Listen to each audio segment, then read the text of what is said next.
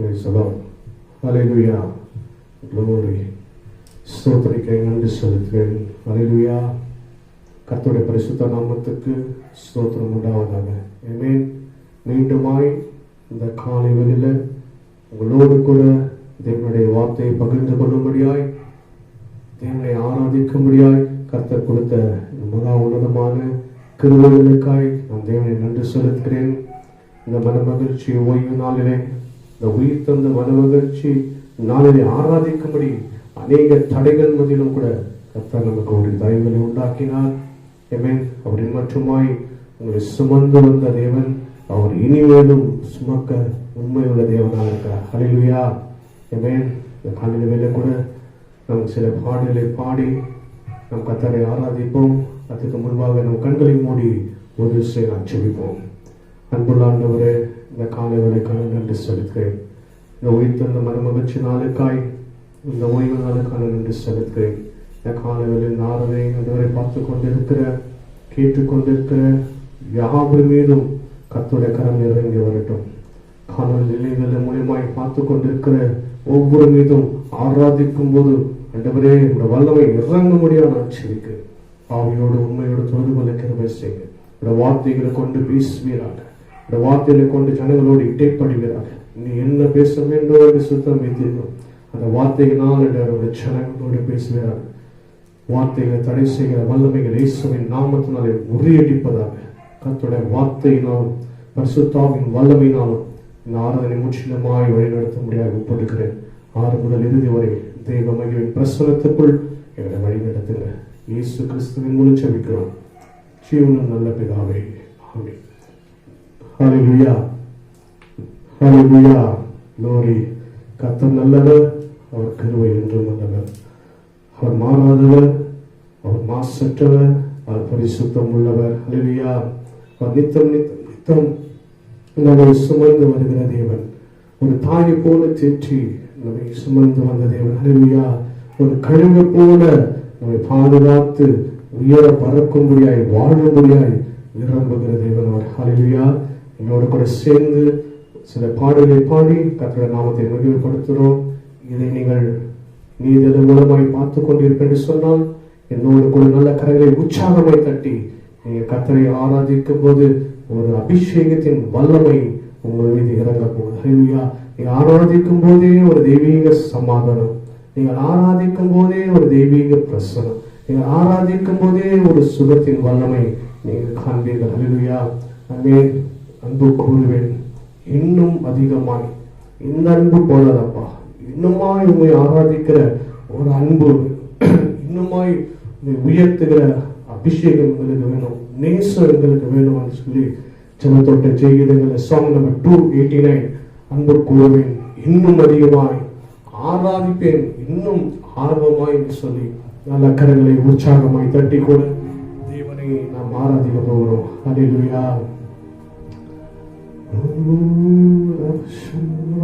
நல்ல கரங்களை உற்சாகமாய் தட்டி thank you Lord, glory, thank you Jesus, hallelujah.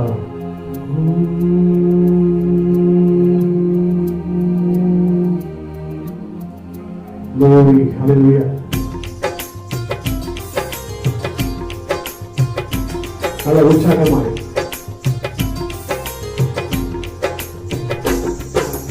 அன்பு கூறுவேன், இன்னும் அதிகமாய் ஆராதிப்பேன், இன்னும் ஆர்வமாய் அன்பு கூறுவேன், இன்னும் அதிகமாய் ஆராதிப்பேன், இன்னும் ஆர்வமாய் உம்மை முழு உள்ளத்தோடு ஆராதிப்பேன், முழு பலத்தோடு அன்பு கூறுவேன். ஆராதனை ஆராதனை ஆராதனை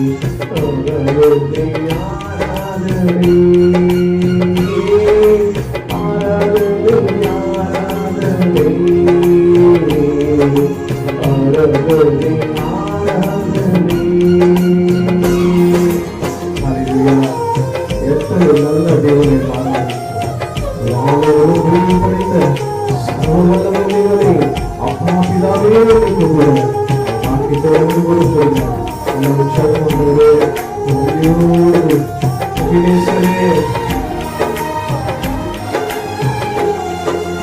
எபினேசரே எபினேசரே இதுவரையோ ஓடவிலே எபினேசரே எபினேசரே இதுவரையோ ஓடவிலே இதுவரையோ ஓடவிலே எனக்கு முழு உள்ளத்தோடு ஆராதிப்பேன் முழு உள்ளத்தோடு அன்பு கூறுவேன். ஆராதிப்பேன் ஆராதனை ஆராதனை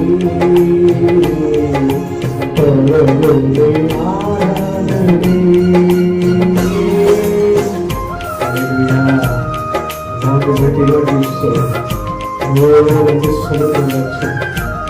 எங்களை கண்டீரே நன்றி.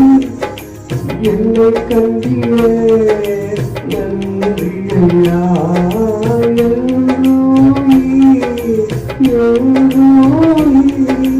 என்னை கண்டீரே நன்றி ஐயா. என்னை கண்டீரே உமக்கு நன்றி ஐயா. உம்மை முழு உள்ளத்தோடு ஆராதிப்பேன் முழு உள்ளத்தோடு அன்பு கூறுவேன். ஆராதனை ஆராதனை பரவனை ஆராதனை.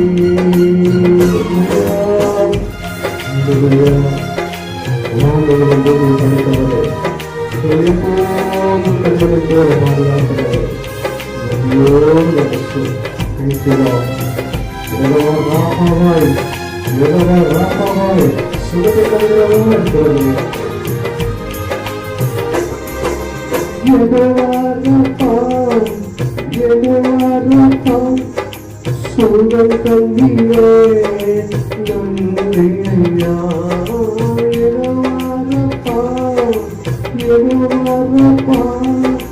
சுகம் கண்டீரே நன்றி ஐயா. சுகம் கண்டீரே நன்றி ஐயா. உம்மை முழு உள்ளத்தோடு ஆராதிப்பேன் முழு பலத்தோடு அன்பு கூறுவேன். ஆராதனை ஆராதனை ஆராதனை அன்பு கூறுவேன். இன்னும் அதிகமாய் ஆராதிப்பேன் இன்னும் ஆர்வமாய் அன்பு கூறுவேன். நான் இன்னும் அதிகமாய் ஆராதிப்பேன் இன்னும் ஆர்வமாய் உம்மை முழு உள்ளத்தோடு ஆராதிப்பேன் முழு பலத்தோடு அன்பு கூறுவேன். ஆராதனை ஆராதனை ஆராதனை ஆராதனை ஆராதனை ஆராதனை. நல்லா உற்சாகமா ஆராதனை ஆராதனை.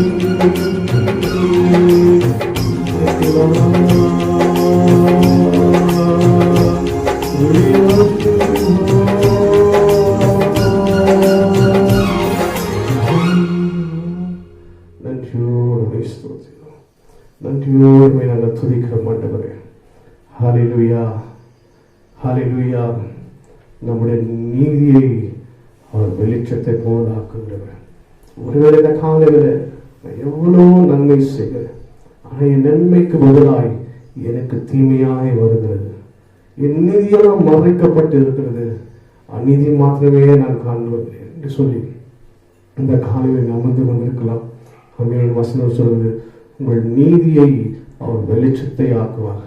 உங்கள் நியாயங்களை, மறைந்திருக்கிற நியாயங்களை பட்ட பகல போல அவர் வெளியரங்கமாய் மாற்றுவார். ஹல்லேலூயா.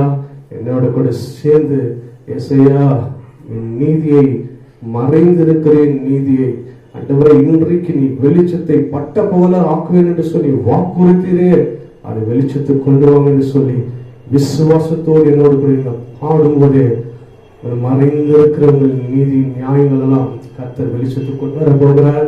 நல்லா உற்சாகமாய் கரங்களை தட்டி என்னோட கூட நீங்க பாடுங்க. கர்த்தருடைய வல்லமைகளை பலப்படுத்தட்டும். ஹல்லேலூயா.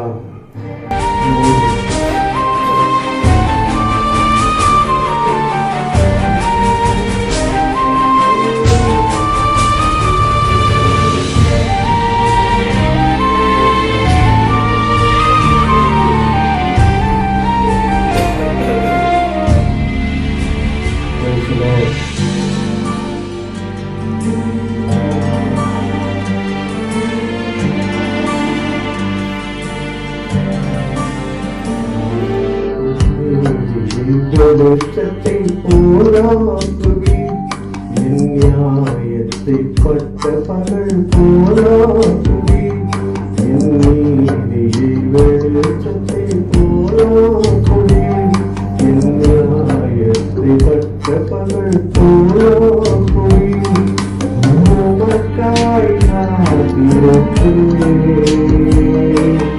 உம்மையே பற்றிக் கொள்கிறேன்.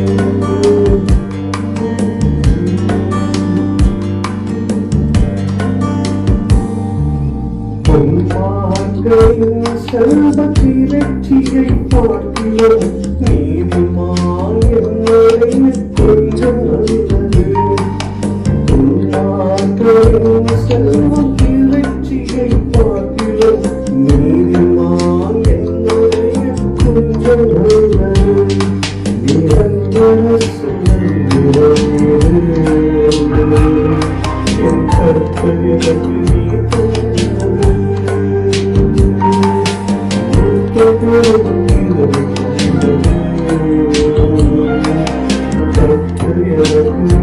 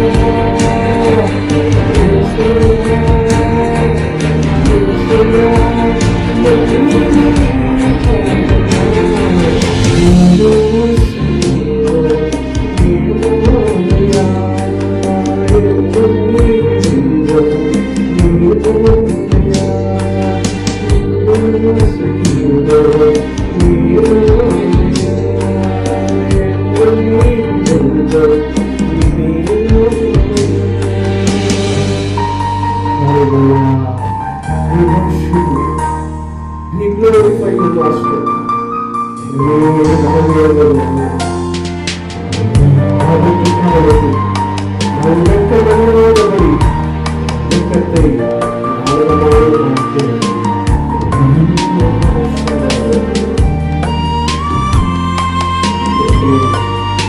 உற்சாகமாய் கத்தரோடு விடலாம். இன்னைக்கு சும்மா உங்களுக்கு நினைக்கிறார்கள்.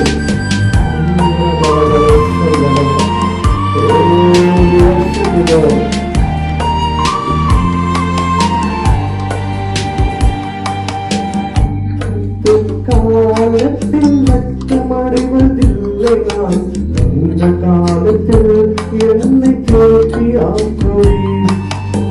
ஆபத்து காலத்தில் வெட்கமடைவதில்லை நான், அந்த காலத்தில் என்னை தேடி ஆக்கோய்.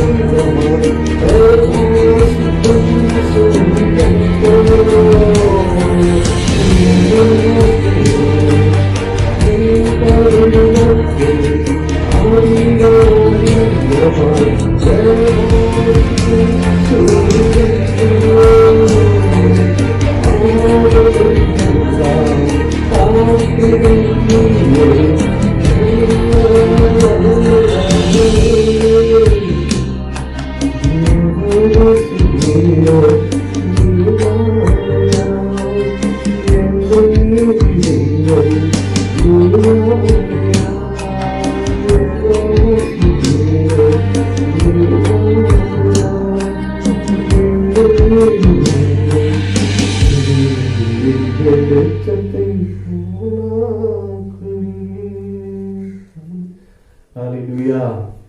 Praise the Lord. Amen. நம்முடைய நீதி நியாயங்களை அவர் வெளிச்சத்துக்குள் கொண்டு வருகிற தேவன். உங்கள் நீதிகள் ஒருபோதும் புதைந்து போவதில்லை, மறைந்து போவதில்லை. உங்களுடைய நீதியை அவர் வெளியரங்கமாய் ஆக்குகிறவர். நம்முடைய நியாயங்களை ஏற்றலில பட்ட பகலை போல ஆக்குகிறவர். அல்லேலூயா. இந்த நல்ல தேவனை நாம் ஆராதிக்கிறோம். எவ்வளவு உயர்ந்த தேவனை நாம் ஆராதிக்கிறோம். மகா உன்னதமான கிருபை கர்த்தர் நமக்கு கொடுத்திருக்கிறார். ஹல்லேலூயா. இந்த காலை வேளையில கூட மீண்டுமாய் உங்களை இந்த காணொளி மூலியமாய் இணையதளத்தின் மூலமாய் உங்களை காணும்படி கர்த்தர் கிருபை கொடுத்தார். அநேக தடைகள் இருந்தாலும் கூட இந்த ஞாயிற்றுக்கிழமை ஆராதனை உங்களோடு வார்த்தை பகிர்ந்து கொள்ளும்படி கர்த்தர் கிருபை கொடுத்திருக்கிறார். நான் கர்த்தரை எனக்காக ஸ்தோத்திரிக்கிறேன். அவர்களை மாற்றமாய் பாதுகாத்து வந்தார். அதற்காக நான் கர்த்தருக்கு நன்றி செலுத்துகிறேன். காலை வேளையில கூட நாம் வேதத்தை வசனங்களை நாம் தியானிக்க போகிறோம். அல்லேலூயா. ஆமென். கண்களை மூடி ஒரு விசையாய் வார்த்தைகளுக்காய் நான் ஜெபம் பண்ணுவோம். கர்த்தருடைய வார்த்தையினாலே உங்களோடு கூட இடைப்பட்டுட்டோம். அல்லேலூயா. Thank you Lord. நன்றி செலுத்துகிறோம் ஆண்டவரே. அன்புள்ள ஆண்டவரே, இந்த காலங்களை நன்றி செலுத்துகிறேன். இப்போது ஒரு வார்த்தைகளுக்காக ஜெபிக்கிறேன். கர்த்தருடைய வார்த்தைகள் புறப்பட்டு வரட்டும். கேட்கிற யாவரும் இந்த வசனமானது பலப்படுத்தட்டும், சிறப்படுத்தட்டும்.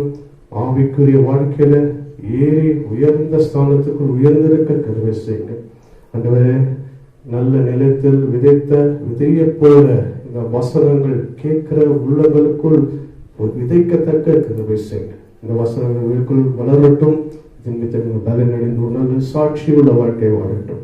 கர்த்தர் வார்த்தை தடையின்றி வரட்டும். தடை செய்ய வல்லமை இயேசுவின் நாமத்தில் முடியறிக்கிறேன். கர்த்தருடைய வார்த்தையினாலும் பரிசுத்தாவின் வல்லமையினாலும் வழி நடத்துகிறாங்க.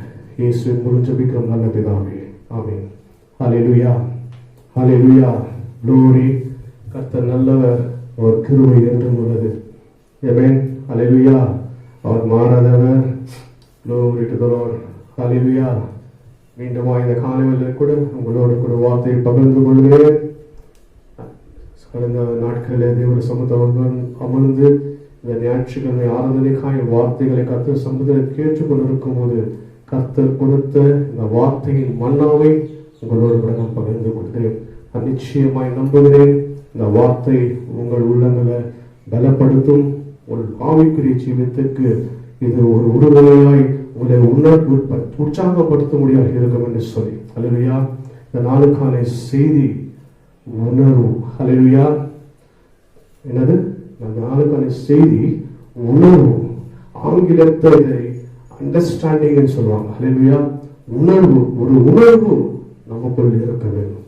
இந்த நாளுக்கான செய்தியின் தலைப்பு உணர்வுள்ள ஜனங்களாய் இருக்கும்படி கர்த்தர் விரும்புகிறார். அவருடைய ஜனங்கள், அவர் நாமம் தரிக்கப்பட்ட ஜனங்கள், அவர் நாமம் தரிக்கப்பட்ட அவருடைய பிள்ளைகளாக நாம் சபையாய ஜனங்கள் எப்படி இருக்க வேண்டும் என்று சொல்லி கர்த்தர் விரும்ப சொன்னா உணர்வுள்ள ஜனங்களா இருக்க வேண்டும். உணர்வுள்ள ஜனங்களா இருக்க வேண்டும். உணர்வுள்ள விசுவாசிகளா இருக்க வேண்டும்.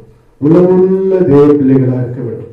உணர்வுள்ள ஒரு நல்ல ஆவிக்குரிய சபையாய் இருக்கும்படி கர்த்தர் விரும்புகிறார்.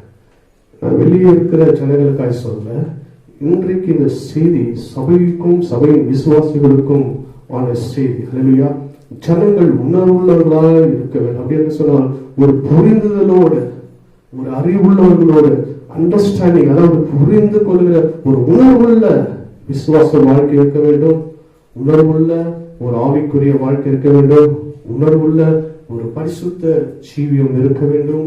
உணர்வுள்ள எல்லா விதமான கர்த்தருடைய காரியங்களுக்கு இருக்க வேண்டும் என்று சொல்லி கர்த்தர் விரும்புகிறார். அல்லேலூயா. வாசிப்போம். எரேமியா 42:22. எரேமியா 4:22. எரேமியா chapter 4 verse 22. நிதானமா வாசிப்போம். என் ஜனங்களோ மதியற்றவர்கள், அதாவது புத்தி இல்லாதவர்கள், என்னை அவர்கள் அறியாதிருக்கிறார்கள், அவர்கள் பைத்தியம் உள்ள பிள்ளைகள், அவர்களுக்கு உணர்வே இல்லை. ஹல்லேலூயா. பொல்லாப்பு செய்ய அவர்கள் அறிவாளிகள், நன்மை செய்யவோ அவர்கள் அறிவில்லாதவர்கள். வசனம் சொல்லுது 3 வித காரியங்கள் பார்க்கிறோம். என் ஜனங்களோ மதியற்றவர்கள். ஹல்லேலூயா. என்னை அவர்கள் அறியாதிருக்கிறார்கள். மதியற்றவர்கள். என்னை என் ஜனங்கள். அவர் புறஜாதிகளாக பேசவில்லை. தம்முடைய செலவனாகி இஸ்ரவேல் ஜனங்கள் தேவனுக்கு விரோதமான காரியங்கள் செய்வது கர்த்தர் உரைத்த வசனம். என் ஜனங்கள் மதியற்றவர்களாக இருக்கிறார்கள். என்னை அவர்கள் அறியாதிருக்கிறார்கள். இன்றைக்கு அநேக தேவனால் தெரிந்து கொள்ளப்பட்டு தேவ சபையில அநேக ஆண்டுகளாக இருந்து ஞானஸ்தானம் பெற்று அநேக ஆண்டுகள் இருந்து கூட தேவன் அறியாத ஒரு வாழ்க்கையை நாம் வாழ்ந்து கொண்டிருக்கிறோம். இஸ்ரவேல் ஜனங்களை கர்த்தர் அநேக விதமான அற்புதங்களினாலும் அடையாளத்தினாலும் ஒன்னாந்திரத்துல பல விதமான அற்புதங்களை கண்டவர்கள். ஆனாலும் கூட தேவனின் மகிமையை அநேக வேளையிலே அவர் காணாத மதியற்றவர்களாக இருக்கிறார். என் ஜனங்கள் மதியற்றவர்கள், என்னை அவர்கள் அறியார் இருக்கிறார்கள். முதலாவது அவருடைய ஜனங்கள் எப்படி இருக்கிறாங்கன்னா அறியாதவர்கள் இருக்கிறார்கள். இரண்டாவது அவர்களுக்கு உணர்வே இல்லை. முதல் அறியாத இருக்கிறார்கள், இரண்டாவது அவர்கள் உணர்வில்லாத இருக்கிறார்கள், மூன்றாவது பொல்லாப்பு செய்கலாம் அவருக்கு நல்ல ஞானம் இருக்குது. தீமை செய்துதான் நல்ல அறிவாளி வரும். பாவம் செய்து எல்லா காரியங்களும் செய்துக்கவங்களுக்கு எல்லா அறிவும் இருக்கு. ஆனால் நன்மை செய்வோர்களுக்கு அறிவில்லை. நன்மை செய்யவோ அவர்கள் அறிவில்லை. துன்மார்க்கமான காரியங்களை செய்வதெல்லாம் நல்ல ஞானிகளா நடந்துக்கிறாங்க. ஆனா நன்மை செய்வோர்களுக்கு அறிவில்லாத இருக்கிறார். இன்றைய செய்தியின் தலைப்பு அவர்களுக்கு உணர்வே இல்லை. யாருக்கு சொல்ல? என் ஜனங்கள், என் ஜனங்களுக்கு உணர்வே இல்லை. ஹல்லேலூயா. இன்றைக்கு சபையின் அநேக பிள்ளைகளும் இந்த நிலை தான் வாழ்கிறோம். ஒரு உணர்வில்லாத ஒரு ஜீவிதத்தில் வாழ்கிறோம். நாம் எதற்காக அழைக்கப்பட்டோம்? எதற்காக கர்த்தர் நம்மை சபையில வைத்திருக்கிறார்? எதற்காக அவை நம்மை தெரிந்து கொண்டார்? நாம் எப்படியான ஒரு ஜீவிதத்தில் வாழ வேண்டும்? அவர் நமக்காக சிலுவையிலே தம் ஜீவனை கொடுத்து பாவத்துக்கு மரித்து நீதிக்கென்று அவர் நம்மை சபையில் நிலைநாட்டியிருக்கிறார் என்று சொல்லி தேவனுடைய சித்தங்களை அவர் அறியாதபடி இன்றைக்கு அநேகர் உணர்வில்லாதவர்களாக வாழ்கிறார்கள். உணர்வு என்பது ரொம்ப முக்கியம். உணர்வுள்ள சரீரம் தன்னை ஒரு மனுஷனை பாதுகாக்கும். இல்லையா? அதே போலத்தான் உணர்வுள்ள ஆவிக்குரிய ஜீவியம் அவன் ஆத்மாவை பாதுகாக்கும். எப்படி ஒரு மனுஷனுடைய சரீரம் உணர்வுள்ளதோ இருக்கிறானோ அவன் சரீரத்தை பாதுகாக்க முடியும். அவனுக்கு வருகிற அழிவு, அவனுக்கு வருகிற தீமை, சரீரத்தில் காணப்படுகிற குறைகள் எல்லாவற்றையும் அவனால் மேற்கொள்ள முடியும். அதே போலதான் ஆவிக்குரிய உள்ளான மனுஷனை நீ உணர்வுள்ளவர்களாய் பாதுகாப்பீர் என்று சொன்னால் நீங்கள் நிச்சய ஜீவனை காண முடியும். அல்லேலூயா. இன்று அநேகர் உணர்வில்லாத ஜனங்களாக இருக்கிறார். என் ஜனங்களோ மதியற்றவர்கள், என்னை அறியாதவர்கள், என்னை அவர்கள் அறியாது இருக்கிறார்கள். அவர்கள் உணர்வே இல்லை. அவர்கள் உணர்வே இல்லை. அல்லேலூயா. ஆமென். உணர்வில்லாத ஒரு ஜீவித்தை இன்றைக்கு அநேக வாழ்வுகள். இன்றைக்கு கர்த்தருடைய வார்த்தை நாம் உணர்வுள்ளவர்களாக இருக்கிறோம். நம்முடைய கிறிஸ்துவ ஜீவியம் ஒரு உணர்வுள்ள ஜீவியமா இருக்குதா? ஒரு புரிந்து கொள்வதோடு ஒரு வாழ்க்கையை வாழ்கிறோமோ? நாம் என்ன நிலையில் நம்முடைய ஆவிக்குரிய ஜீவன் இருக்குது? நம்முடைய பரிசுத்த வாழ்க்கை என்ன நிலையில் இருக்குது? நம்முடைய பக்திக்குரிய ஜீவன் எந்த நிலையில் இருக்கிறது? நம்முடைய ஜெபத்தின் ஜீவியம் எந்த நிலையில் இருக்குன்னு சொல்லி ஒரு உணர்வு உங்களுக்கு இருக்குதா? இல்ல நீங்க அழைக்கப்பட்ட ரட்சிக்கப்பட்ட நாள் இருந்தவண்ணமாய் நீங்க இன்னும் ஜீவிக்கிறீங்களா? இன்னும் நீங்க பழைய மனுஷனை தரித்துக் கொண்டு ஒரு பழைய மனுஷன் வாழ்க்கையை நீங்கள் வாழ்ந்து கொண்டு இருக்கிறீங்களா? உங்களுக்கு உணர்வுள்ள இதயம் இருக்குதா? அல்லேலூயா.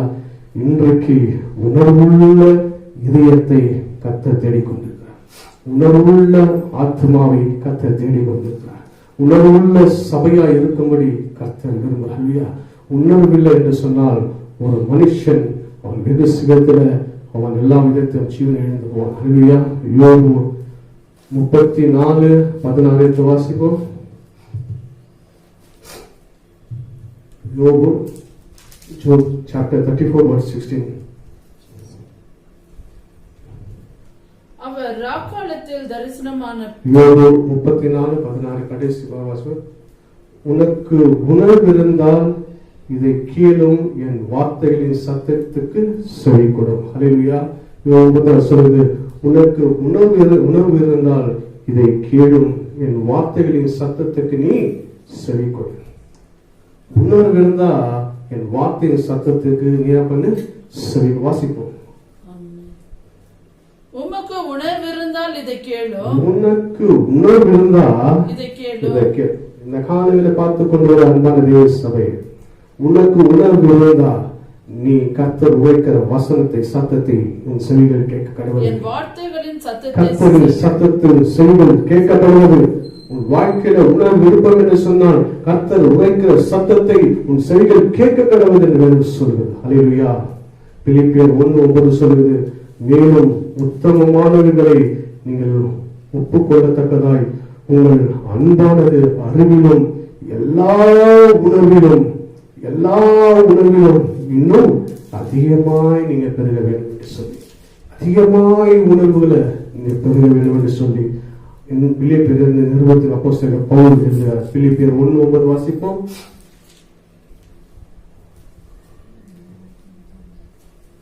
மேலும் உத்தமமானவர்களை நீங்கள்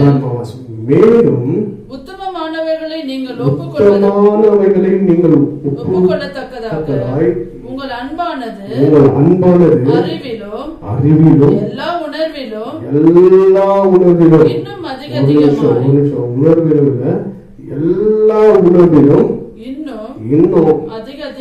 அதிகமாய் பெருகவும். அல்லேலூயா. பவுல் தீமோத்தேயுக்கு பிலிப்பியர் நிறுவனத்தை சொல்றார், உங்கள் அறிவு எல்லா உணர்வும் இன்னும் அதிகமாய் பெருகட்டும் என்று சொல்லி ஒரு ஆலோசனை சொல்றார். இன்றைக்கு நம்ம உணர்வுல தான் இருக்க வேண்டும். நம்ம உணர்வு இன்னும் அதிகமாய் பெருக வேண்டும் இல்லாமல் நம்ம உணர்வுகள் நாளுக்கு நாள் குறைந்து மங்கி போகக்கூடாது. அல்லேலூயா. உணர்வுகள் நாளுக்கு நாள் நம் தேவனுடைய சமூகத்தில் எப்படியே இருக்கிறோம், நான் பரிசுத்தமா இருக்கிறோமா, ஏதாவது விதத்துல நான் கரைப்பட்டு போயிருக்கிறேனா, ஏதாவது ஒரு காரியத்துல நான் கர்த்தருக்கு விரோதமா இருக்கிறேனா, என் ஜீவியம் பரிசுத்தமுள்ள ஜீவியமா இருக்குதா, என் வாழ்க்கை கர்த்தருடைய பார்வைக்கு நேர்த்தியா இருக்கிறதா, நான் நியாயப்படி உடன்படியை நான் செய்கிறவனா இருக்கிறேன்னு சொல்லி ஒவ்வொரு நாளும் உணர்வுகள் அதிகமாய் பெருகும் சொல்லி ஆலோசனை சொல்றார். அல்லேலூயா. அல்லேலூயா. ஆமென். அப்படின்னா உணர்வில்லாத இருக்கிறதுக்கு காரணம் என்ன? உணர்வில்லாத இருக்கிறதுக்கு காரணம் என்ன? Glory. Hallelujah. Thank you Lord. நன்றி செலுத்துகிறோம். Jesus. Hallelujah. Thank you Lord. நன்றியோடு செலுத்துகிறோம். உதாரணத்துக்கு இப்ப சொல்லணும்னாக்கா, இப்போ ஒரு மனுஷன் இருக்கார். அந்த மனுஷன் ஒரு பலவீனம் வந்தாக்கா, ஏதோ ஒரு பலவீனம் வருது, உடனே என்ன பண்றோம், ஒரு ஜுரம் வந்தாக்கா என்ன பண்றோம், உடனே ஒரு உணர்வு வருது. நமக்கு உடம்பு டெம்பரேச்சர் கொஞ்சம் அதிகமாக கூடுதலானா உடனே நமக்கு உணர்வு வருது, நமக்கு காய்ச்சல் வருதுன்னு சொல்லி உடனே என்ன பண்றோம், உடனே போய் என்ன பண்றோம், ஒரு டேப்லெட்டோ இல்லை முடிந்து போய் ஒரு ஹாஸ்பிட்டலுக்கு என்ன பண்றோம், டாக்டர்கிட்ட காட்டி, டாக்டர் எனக்கு உடம்பு டெம்பரேச்சர் அதிகமாகுது, எனக்கு என்ன செக் பண்ண சொல்லி போய் நம்ம சரீரத்தை காட்டி நம்ம எப்படி உணர்வு உள்ளவர்களாக போய் நம் சரீரத்தை பாதுகாக்கிறோமோ அதே போலதான் ஒவ்வொரு நாளும் நம்முடைய வாழ்க்கையை ஆராய்ந்து அறிய வேண்டும். உணர்வுள்ளவர்களாய் நம் சரீரத்தில் நம் வாழ்க்கையில கிறிஸ்துவ ஜீவியத்துல நாம் எப்படியா இருக்கிறது சொல்லி நாம் ஆராய வேண்டும். ஜெபிக்க முடியாத நேரங்களில் ஏனால ஜெபிக்க முடியல சொல்லி நீங்கள் உணர்வுள்ளவர்களாய் உங்களுக்குள் ஆராய வேண்டும். பரிசுத்தம் இல்லாமல் குந்தி விழுந்து போகிறது ஏன்னு சொல்லி உங்கள் வாழ்க்கையில நீங்க ஒவ்வொரு நாளும் நீங்கள் ஆராய்ந்து உணர்வீர்கள் என்று சொன்னால் கர்த்தர் உங்களை உணர்த்துவார். எந்த இடத்துல எதற்காக உன்னால ஜெபிக்க முடியல, எந்த இடத்துல நீ விழுந்து போன என்று சொல்லி கர்த்தர் உன் குறைகளை உன் பாவங்களை அவர் உணர்த்துவார். உணர்த்தும் போது நீ உணர்வடைவாய். நீ உணர்வடையும் போது உள்ளான மனுஷன் பலன் அடைவான். அல்லேலூயா. இன்றைக்கு 2 விதமான சரீரம் உண்டு. ஒன்று மாம்ச சரீரம், இன்னொன்று ஆவிக்குரிய சரீரம். மாம்ச சரீரத்துக்கும் உணர்வு தேவை, ஆவிக்குரிய சரீரத்துக்கும் உணர்வு தேவை. மாம்ச சரீரத்துல நம்ம உணர்வு என்று சொன்னால் நம்ம வருகிற அழிவை நாம் பாதுகாக்கணும்னு சொன்னால் நம் சில நாட்களிலே அந்த பலவீனமான நோயோ நம்ம பெரிய அளவில் கொண்டு போய் நம் ஜீவனை இழந்து போகும். அதே போலதான் ஆவிக்குரிய சரீரத்துல நீ ஒரு பாவமோ ஒரு குறையோ உங்கள் வாழ்க்கையில வரும்போது அதை ஆரம்பத்திலே நீங்க உணர்வுகளாய் கர்த்தரோட சமூகத்தில் அமர்ந்து நீங்க ஆராய்ந்து உணர்வீர்கள் சொன்னால் உங்கள் ஆத்மாவை நீங்கள் பாதுகாத்துக்கணும். இன்றைக்கு சரீரத்தை பாதுகொள்ள உணர்வுள்ளாகிய ஜனங்கள் உள்ளான அழிவில்லாத சரீரமான ஆத்மாவை உணர்வுள்ளவரோடு பாதுகாக்க அவர் முன் வருதில்லை. இப்போ ஒரு மனுஷன் போனாக்கா ஒரு பலவீனம், ஒரு டயபெட்டிஸோ ஏதோ ஒரு மனுஷனுக்கு இருக்கும். எவ்வளவு ஜாக்கிரதையா நம்ம டயட் பண்றோம்.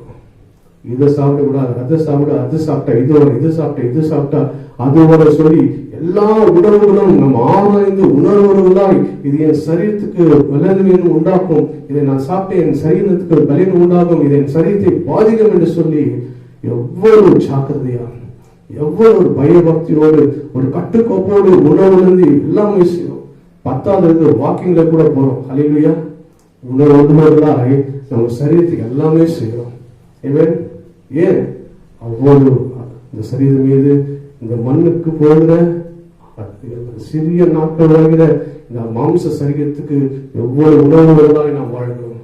ஆனா ஆவிக்குரிய வாழ்க்கையில அந்த உணர்வு நமக்கு இருக்குதா? இன்றைக்கு சரீரத்தின் உணர்வு எவ்வளவு ஜாக்கிரதையோ நீங்க பாதுகாக்கிறீங்களோ அதே போல ஆவிக்குரிய சரீரத்திலும் உங்களுக்கு ஒரு உணர்வு வேண்டும்.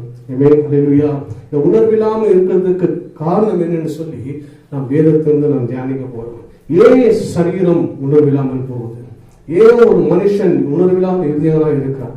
ஏன் ஒரு மனுஷன் எவ்வளவு ஆண்டுகள் பாவத்தில் இருந்தாலும் சில ஜனங்கள் இருப்பாங்க, அவங்க பாவம் செய்யணும்னு தெரியும், துன்மார்க்க ஜீவன் வாழ்றாங்க தெரியும், சபைக்கு வருவார்கள், வெளியே போய் குடிப்பார்கள், சபைக்கு வருவார்கள், வெளியே போய் பாவங்களை செய்வார்கள், எல்லாம் தெரிந்தும் சேர்ந்து கூட அவங்க வரக்குள்ள பார்த்தா ஒரு பெரிய பரிசுத்தவான் போல சபையில ரொம்ப அழகா ஆராதிப்பாங்க. உணர்வில்லாத இதயம். அதே உணர்வுள்ள இதயம் பாருங்க, அவங்க உள்ள உடைக்கும்.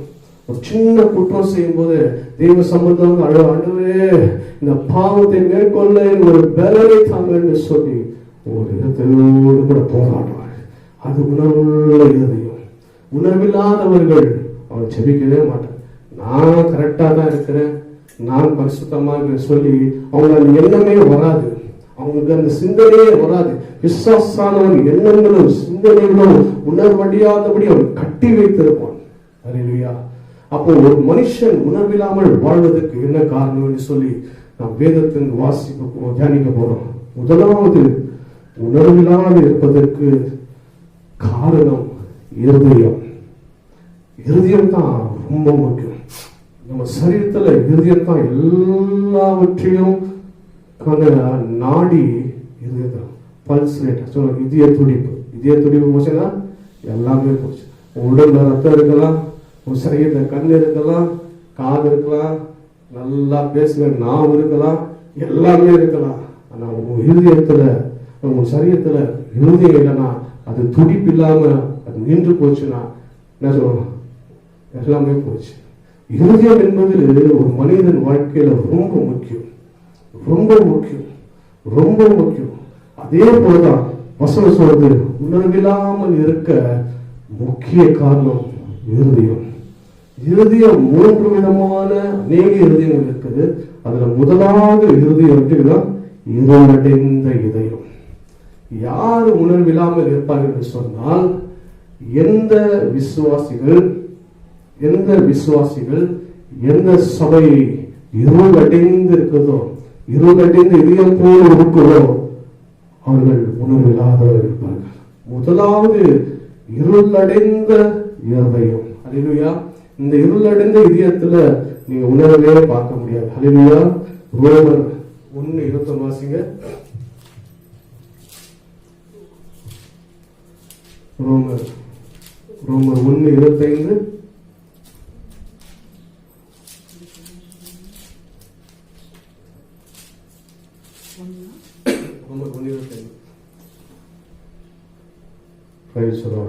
தேவனுடைய சத்தத்தை அவர்கள் பொய்யாக மாற்றி, ரோமர் 1:25 1:21 அவர்கள் தேவனை அறிந்தும் அவரை தேவன் என்று மகிமைப்படுத்தாமலும் ஸ்தோத்திரியாமலும் இருந்து தங்கள் சிந்தனைகளினாலே வீணரானார்கள். உணர்வில்லாத அவர்களுடைய இருதயம் இருளடைந்தது. ஹல்லேலூயா. ஹல்லேலூயா, ஹல்லேலூயா, glory, ஹல்லேலூயா, ஆமென். அவர்கள் தேவனை அறிந்து அவரை தேவன் என்று மகிமைப்படாமல், இவர்தான் தேவன் தெரியும், ஆனா அவரை மகிமைப்படுத்த மாட்டாங்க. மனுஷனை நல்லா மகிமைப்படுத்துவாங்க, புருஷனை மகிமைப்படுத்துவாங்க, மனைவியை கணவன் மகிமைப்படுத்துவான், பிள்ளைகள் பெருமை பிள்ளையை நல்லா மகிமைப்படுத்துவாங்க. தேவனை மகிமைப்படுத்துற எண்ணமே இருக்காது. சிலருக்கு பிள்ளைகள் பெருமை, சிலருக்கு கணவன் பெருமை, சிலருக்கு மனைவியின் பெருமை, சிலருக்கு ஆசையின் பெருமை, தனக்கு உண்டான மீது பெருமை, இதெல்லாம் மகிமைப்படுத்த மாட்டாங்க. ஆனா தேவனை மகிமைப்படுத்த மாட்டாங்க. அவர்கள் தேவனை அறிந்தும் அவரை தேவன் என்று மகிமைப்படுத்தாமலும் ஸ்தோத்திரியாமலும் தங்கள் சிந்தனையினாலே உணர்வனார்கள், வீணனானார்கள். உணர்வில்லாத அவர் இறுதி அப்படிதான், அவர் இறுதி அப்படிதான் இருள் அடைந்திருக்கு. இருள் அடைந்த இதயம் தான் உணர்வில்லாமல் இருக்கும். இன்றைக்கு உங்க கிறிஸ்துவ ஜீவியம் ஒரு வெளிச்சத்தின் இதயத்தில் இருக்குதா? உங்க கிறிஸ்துவ ஜீவியம் ஒரு இருளடைந்த வாழ்க்கையில இருக்குதா? உங்கள் வாழ்க்கை ஒரு இருளடைந்த வாழ்க்கையை இருப்போம் என்று சொன்னால் உங்கள் இருதயம் வீணா இருக்கின்றது. ஹல்லேலூயா, இருளடைந்த இதயம். ஹல்லேலூயா, இருளடைந்த இதயம். அது என்ன சொன்னாலும் அது கேட்காது. அது என்ன சொன்னாலும் கேட்கவே கேட்காது. எவ்வளவுதான் நீங்க வசனம் சொல்லுங்க, ஏன்னா அதற்குள் ஒரு வெளிச்சம் இல்லை. இருள் யாருடையது? இருள் சாத்தானுடையது, வெளிச்சம் தேவனுடையது. எப்போ உங்கள் இருதயம் இருள் அடைஞ்சிட்டோ அப்போ உங்களுக்குள்ள எவ்வளவு நீங்க செய்தி கேளுங்க, யூடியூப்ல 24 மணி நீங்க உட்காருங்க, 24 மணி நீங்க பாட்டை கேளுங்க, மெசேஜ் கேளுங்க, உங்கள் இருதயம் இருளா இருந்தா அந்த வசனம் உள்ளவே போகாது. அந்த பாட்டு உங்கள் உள்ளங்களை கிரியேட் செய்ய, எவ்வளவு செய்தி நீங்க கேட்டாலும் இருளுள்ள இருதயம் உங்கள் வாழ்க்கையில் இருப்பதை சொன்னால் அது உங்களுக்குள் இறங்கவே இறங்க என்று சொன்னால் இருள் சாத்தானுக்குரியது. உள்ள எடுத்துக்கவே மாட்டான், அப்படியே அனுப்பிடும். ஹல்லேலூயா, ஹல்லேலூயா. ஆனால் வெளிச்சம் உங்களுக்குள்ள இருந்தால் அந்த வசனத்தை உங்களால் பற்றி கொள்ள முடியும். பழைய ஏற்பாட்டுல தேவன் வானத்தை பூமி படைத்து ஜனங்களை உண்டாக்கின போது நோவாவின் காலத்தில ஜனங்கள் பெரிய பாவங்கள் செய்தார்கள். தேவனுக்கு மிகுந்த கோபம் உண்டாயிற்று, மிகுந்த கோபம் உண்டு. அவர் நோவா பார்த்து சொன்னார், நோவாவே நீ ஒரு பேழையை பண்ண, என்ன பண்ற, இந்த ஜனங்களை நான் படைச்சதுக்காக நான் ரொம்ப துக்கப்படுறேன், ரொம்ப வேதனைப்படுறேன், நான் என்ன பண்ண போறேன், நீ ஒரு பேழையை சேர்ந்து நீயும் குடும்பங்களும் அதில் பிரவேசிங்க அப்படின்னு சொல்லி கர்த்தர் ஒரு ஆர்டர், ஒரு கட்டளை கொடுக்கிறார். அந்த பேரை எப்படி செய்வதுன்னு சொல்லி எல்லா காரியங்களையும் சொல்லுகிறார். நோவாவை தேவன் சந்திக்கும் போது வசனம் சொல்வது ஆதியாகமம் 5:32 நோவா 500 வயதாக இருந்தார். தேவன் நோவாவோடு பேசும்போது அந்த பேழையை செய்யும் போது அவர் கட்டளையிடும் போது நோவாவுக்கு 500 வயதானது. ஹல்லேலூயா, ஆதியாகமம் 5:32 சொல்வது நோவா 500 வயதான போது கர்த்தர் அவருடைய சத்தத்தை பேசினார் என்று. ஹல்லேலூயா, அந்த அவர் சொன்னபடியே நோவா அந்த பேழையை செய்தார். அந்த பேழையை செய்தார். அந்த பேழையை செய்து எல்லாவற்றையும் முடித்தார். 100 ஆண்டுகள் ஆனது. 100 ஆண்டுகள் பேழையை செய்து முடித்தார். ஹல்லேலூயா, 600 வயசுல அந்த தேச வசனம் சொல்வது ஜல பிரபாவம் உண்டாயிற்று. ஜல பிரபாவம் அந்த பூமியிலே 40 நாட்களாய் அந்த பூமியில கர்த்தர் மழையை பொழுது ஜல பிரவாகத்தினாலே அந்த பூமியை கர்த்தர் அழித்தார். அப்போ 500 வயதுல தேவனோடு பேசி 600 வருஷத்துல அவர் அந்த ஜலத்தினால பூமியை அழித்தார். அப்ப ஏறத்தாழ ஆதியாகமம் 7:10 பார்த்தீங்கன்னாக்கா நோவாவுக்கு 600 வயதான போது பூமி ஜல பிரவாகத்தினாலும் 40 ஆண்டுகளாக இரவும் பகலும் மழையை பெய்து பூமியை நிரப்பிட்டது. ஹல்லேலூயா. அப்போ 100 ஆண்டுகளாய் நோவா ஜனங்களுக்கு சுவிசேஷம் சொன்னார். ஹல்லேலூயா. வா, ஆண்டவர் சொன்னாரு, பேசி இந்த பேழையில ஜனங்கள்லாம் மாண்டு போகாதபடி ஜலத்தினால் அழிக்க போறேன், அதனால பேழைக்குள் நீங்க போயிடுவோம் சொல்லி கர்த்தர் கட்டளையிட்டாரு சொல்லி யோசித்து பாருங்க. 100 ஆண்டுகள் நோவா அந்த அழிவை குறித்து பிரசங்கம் பண்ணினார். 100 ஆண்டுகள், ஒரு நாள் இல்ல, 2 நாள் இல்ல, 100 ஏறத்தாழ 100 ஆண்டுகள், 500 வயது முதல் 600 வயது வரை 100 ஆண்டுகளாய் அவர் அழிவை குறித்து பிரசங்கம் பண்ணினார். இந்த பேழைக்குள் நீங்க வந்தீங்கன்னா நீங்க பிழைத்துக் கொள்வீர்கள். இந்த பேழைக்குள் நீங்க வந்தீங்கன்னா நீங்க ஜீவன் அடைவீர்கள். இந்த பேழைக்குள் நீங்க அடைக்கலம் வருவீர்கள் என்று சொன்னால் நீங்க பாதுகாக்கப்பட சொல்லி எவ்வளவு பிரசங்கம். ஒருவேளை நோவா போட்டு 100 ஆண்டு ஆச்சு. அந்த போட்டு செய்யக்குள்ள எத்தனை பேர் அந்த போட்டுக்கிட்ட வந்திருப்பாங்க, எத்தனை பேர் அந்த போட்டை கூட செஞ்சிருப்பாங்க. ஏன்னா 8 பேர் அதை செய்ய முடியாது. எத்தனையோ அந்த போட்டு செய்கிற தச்சர்கள் எல்லாம் வந்து செஞ்சிருப்பாங்க. எத்தனை பேர் அந்த போட்டு கிட்ட போய் அந்த போட்டை தொட்டு பார்த்திருப்பாங்க. எத்தனை பேர் அந்த போட்டு உள்ள போய் அந்த பூசல்கள் எல்லாம் செஞ்சிருப்பாங்க. எத்தனை பேர் அந்த போட்டுக்குள்ள போய் அதில் எல்லா காரியங்களை பார்த்திருப்பார்கள். இவ்வளவு பார்த்து கூட, இவ்வளவு தெரிந்து கூட அதுக்குள்ள ஒருவரும் பிரவேசிக்க அவர்கள் இருதயம் இருளடைந்திருந்தது. அழிவை குறித்து பிரசங்கிக்கும் போது உணர்வடையாதபடி அவர்கள் இருதயங்கள் உணர்வடைந்திருந்தது. அல்லேலூயா. இருதயங்கள் இருளடைந்தது. அதனால அன்றைக்கு அந்த அழிவை சொன்னவர்கள் ஜனங்கள் கேட்காதபடி எல்லாரும் மாட்டுவாங்க. நோவும் அவருடைய பிள்ளைகள் மாத்திரமே அந்த ஜல பிரவாகத்திலிருந்து உயிர் பெற்றார், பாதுகாக்கப்பட்ட சொல்லு. அதே போலதான் இன்றைக்கு எவ்வளவு பிரச்சனைகள் இருக்கட்டும், வருகை, அழிவு, நித்திய ஜீவன், ரெண்டு உலகத்திலே இன்னைக்கு நடக்கிற எல்லா விதமான கர்த்தரின் வருகை எல்லாத்தையும் நாம் பார்த்துக் கொள்கிறோம். இன்னும் ஜனங்க கர்த்தருடைய வருகை குறித்து பயம் இல்லை. எவ்வளவு பிரசங்களை கேட்டாலும், சபையில எவ்வளவு வார்த்தைகளை கேட்டாலும் கூட இன்னும் உணர்வடையாதபடி, அந்த ஆயத்தமாகாதபடி, கர்த்தரின் வருகைக்கு சபையும் விசுவாசியும் ஆயத்தமாகாதபடி, நோவா காலத்தில் எப்படி 100 ஆண்டுகள் பேழையோடு கூட வாழ்ந்து, பேழையை பார்த்து உள்ள பிரவேசி எல்லாம் பார்த்து கூட எப்படி அவர் இருளடைந்து அதுக்குள் பிரவேசிக்காதபடி கடினமான இருதயத்தில் இருந்தாங்களோ, இன்றைக்கு அநேக ஜீவனித்தார்கள். வசனங்களை கேட்டும் கூட ஒரு உணர்வில்லாதபடி இருள் அடைந்து இருக்கிறது. எனவே முதலாவது உணர்வில்லாமல் வாழ்வதற்கு அவர்கள் இருதயம் இருள் அடைந்திருக்கிறது. இன்றைக்கு நம்ம இருதயம் எப்படி இருக்கிறது? சபையாகிய நம்முடைய இருதயம் இருக்குது. விசுவாசாகிய நாம் நம் இருதயம் வெளிச்சத்தின் இருதயமா இருக்கிறதா? வெளிச்சத்தின் இருதயம் என்று சொன்னால் கிறிஸ்து உங்கள் இருதயக்குள் வாசம் பண்ணுவாரா? உங்கள் ஜீவியத்தில் கிறிஸ்துவின் வெளிச்சம் இருக்கிறதா சொல்லி அடைய வேண்டும். இருளான இருதயம் உணர்வில்லாத ஜீவியம் வாழ்வது. இரண்டாவது கடினமான இருதயம்.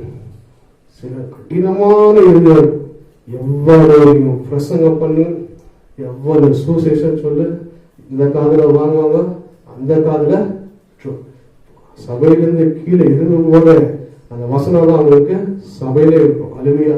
அது என்ன கிரியமே செய்யும், அவங்களுக்குள்ள எந்த ஒரு மாற்றத்தை கூட உண்டாக்காது. ஏன்னு சொன்னால் அந்த இருதயம் அப்படியே கடினப்படுத்த போயிருக்கு. அல்லேலூயா. மார்க்கு 6:52 வாசிப்போம்.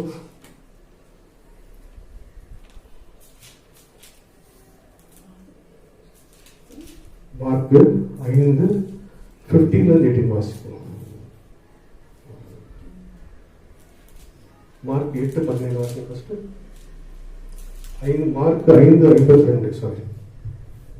அவர்களுடைய இருதயம் கடினமுள்ளதா இருக்கிறபடினால் அப்பங்களை குறித்து அவர்கள் உணர்வில்லாதவர்களா இருந்தார்கள். மார்க் 5:52 சொல்லுகிறது, அவர்கள் இருதயம் கடினமுள்ளதா இருந்தபடினால் அப்பங்களை குறித்து அவர்கள் உணர்வில்லாத இருந்தார்கள். மார்க் 8:17 சொல்கிறது, இன்னும் உங்கள் இருதயம் கடினமாய் இருக்கிறதா அப்படி சொல்லி ஆண்டவராகிய இயேசு இந்த பூமியில இருக்கும் போது அவர் ஜனங்களையும் சீஷர்களை பார்த்து கூறினார். அவர் அநேக ஊமைகளை இந்த பூமியில் இருக்கும் போது அவர் பேசினார். மொத்தம் வேதம் சொல்வது 32 ஊமைகளை அவர் இந்த பூமியில இருக்கும் போது பிரசங்கிக்கும் போது ஊமைகளாய் பேசினார். 32 ஊமைகளை பேசும் போதும் சீஷர்களுக்கு புரியவே இல்லை. அவர் ஒண்ணு சொல்றாரு, இவங்க ஒண்ணு நினைச்சுக்கிறாங்க. அப்பான்னு சொல்றாரு, இன்னும் நீங்க உணர்வடையவில்லையா? நான் என்ன பிரசங்கம் பண்றேன், நான் என்ன அர்த்தத்தை சொல்றேன், நீ இன்னொரு அர்த்தத்தை சொல்லி இன்னும் உங்களுக்கு உணர்வடையவில்லை என்று சொல்லி கர்த்தர் சீஷரை பார்த்து சொல்றார். அல்லேலூயா. உணர்வில்லாத கடினமான இருதயம், உணர்வில்லாத கடினமான இருதயம். இரண்டாவது கடினமான இருதயம். உங்கள் இருதயம் கடினமாக இருக்கக்கூடாது. உங்கள் இருதயம் லகுவாய் மெதுவாய் இருக்க வேண்டும். கர்த்தருடைய வார்த்தை கடிந்து கொள்ளுதல் உங்களுக்கு வரும்போது, கர்த்தருடைய வார்த்தை உங்களை உணர்த்தும் போது, கர்த்தருடைய வார்த்தை உங்கள் குறைகளை குற்றங்களை பேசும்போது உணர்த்தும் போது உங்கள் உள்ளங்கள் உணர்வடியும் என்று சொன்னால், நீங்கள் கடினப்படுத்தாதபடி நீங்கள் உணர்வடியும் என்று சொன்னால், உங்கள் வாழ்க்கை ஒரு உணர்வுள்ள விசுவாச ஜீவன் மாறும். நீங்கள் கடினப்படுத்தாதபடி, இன்றைக்கு நான் மனம் திரும்புவேன், நாளைக்கு நான் மனம் திரும்புவேன், என் பசங்க கொஞ்சம் படிக்கிறாங்க, கொஞ்சம் இன்னும் சேர்த்து வச்சுக்கிறேன், இப்படி கடினப்படுத்தி உள்ள இருக்குங்கன்னா வயசு இப்போதான் கம்மி, இன்னும் நான் 20 வருஷம் போட்ட வயசானவருக்கு என்ன பண்றேன், நான் வசனத்தை கேட்டு ஆண்டு சொல்லி உங்கள் இறுதிகளை கடினப்படக்கூடாது. வசனம் சொல்றது, இன்றைக்கு உன்னுடைய நாள், நாளையே நீங்கள் அறிவீர்களோ, நாளை என்ன நடக்கும்னு சொல்லி உங்களுக்கு என்ன தெரியுமா? இன்றைக்கு தான் நம்முடைய நாள். இன்றைக்கு இந்த நொடி பொழுதுதான் நம்முடைய நாள், நொடி பொழுது. அடுத்த நொடி நம்முடையது அல்ல. அல்லேலூயா. காலங்களும் நேரங்களையும் உங்களுக்கு நிதானிக்க கூடவோ, உங்களுக்கு புரியும்போது பதில் சொல்ல முடியுமோ, உங்களுக்கு புரியுமோன்னு சொல்லி கர்த்தர் சொல்கிறார். இன்றைக்கே ஒரு வசனம் உங்களுக்குள் வரும்போது, உங்களை உணர்த்தும் போது நீங்கள் உணர்வடைய வேண்டும். அல்லேலூயா. உணர்வடைய வேண்டும். உங்கள் இருதயங்களை கடினப்படுத்தினே போகக்கூடாது. இன்னைக்கு நாளைக்கு அடுத்த வருஷம், ஒவ்வொரு வருஷம் ஒவ்வொரு நியூ பொறுக்கும் போதும் ஒரு புறத்தனை பண்றது. அன்னைக்கு தான் இருதயம் கொஞ்சம் அப்படியே லாக்டவுன் மாதிரி கொஞ்சம் லைட்டா திறப்பாங்க. லாக்டவுன் இப்ப திறக்கிறாங்க கொஞ்சம் கொஞ்சமா லாக்டவுன்ல இருந்து அப்படி கொஞ்சமா ஒன்னொன்னா விடுற மாதிரி 1ஆம் தேதியிலிருந்து ஒரு பழக்கத்தை அடியே விடுவாங்க. கொஞ்சம் ஒரு நாள் வந்து 2ஆம் பழக்கத்தை கொஞ்சம் விட்டு அடுத்த ஈஸ்டர் எல்லாம் சேர்ந்து திருப்போம். இதுல ஒரு பூந்து திருப்ப கடினமாயிடும். திருப்ப அடுத்த புது வருஷத்துக்கு திருப்ப நம்ம ஆண்டு போடுவோம். இப்படி வாழக்கூடாது. இது கடினமாக இருக்கக்கூடாது. கர்த்தர் மூலமாக பேசும்போது, வேதத்தின் மூலமாக பேசும்போது, தீர்க்க தரிசனமாக பேசும்போது, சபையோட வார்த்தையோடு பேசும்போது, பாடலோடு பேசும்போது, யார் மூலியமா, சிறு பிள்ளைகள் யார் மூலியமா ஒரு வசனமும் ஒரு வார்த்தை உங்களுக்கு வரும்போது உங்களுக்குள் ஒரு உணர்வு உண்டாகும். ஆவியானவர் பேசுவதை உங்களுக்குள்ள உணர்த்தும். நீ உணர்த்தும் போது நீங்க உங்கள் இருதயங்களை கடினப்படுத்தாதபடி நீங்க உணர்வடியும்படி கர்த்தர் விரும்புகிறார். கடினமான இதயம் இருக்கக்கூடாது. சதையான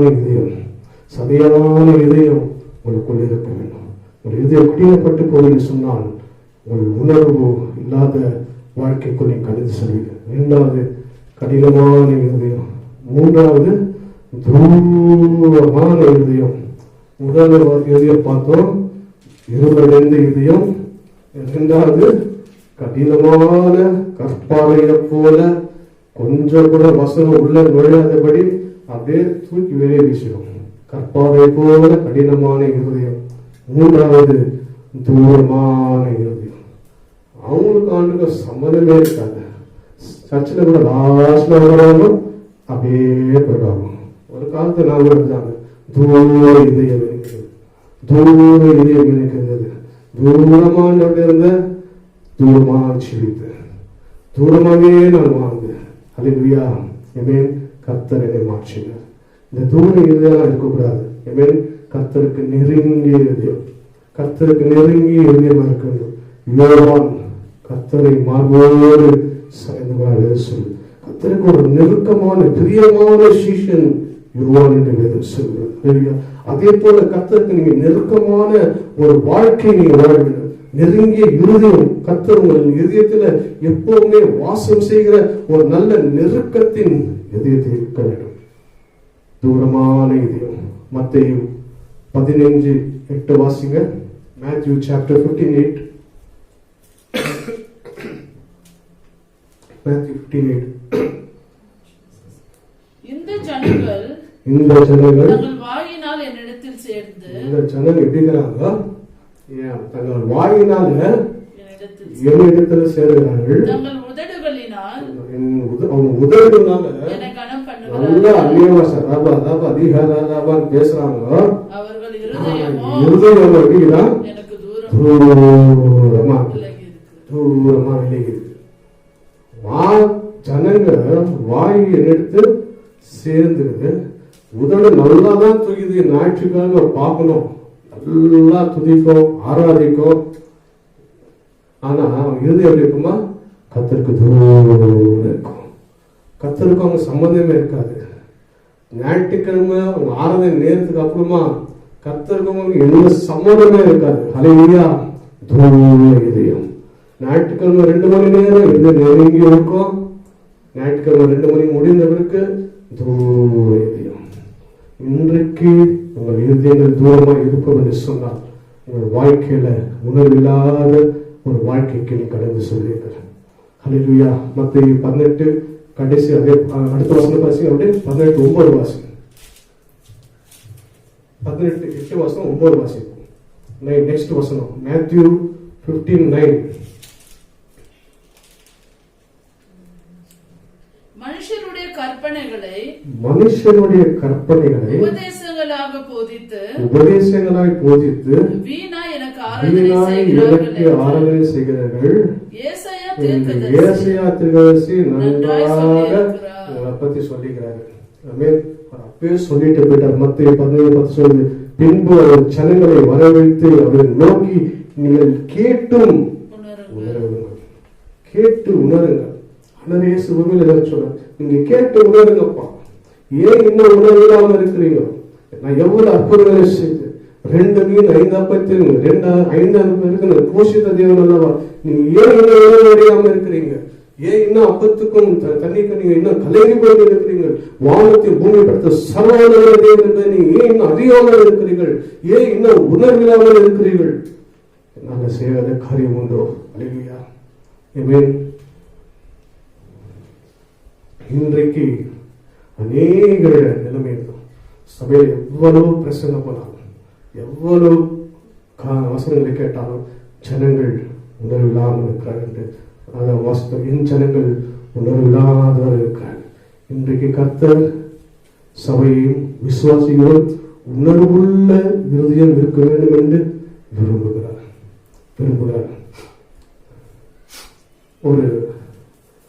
ஒரு கிராமத்தில் ஒரு போதகர் இருந்தார். அவர் ஒரு அழகான சபை இருந்தது. அந்த சபையில் அநேக விசுவாசிகள் இருந்தார்கள்.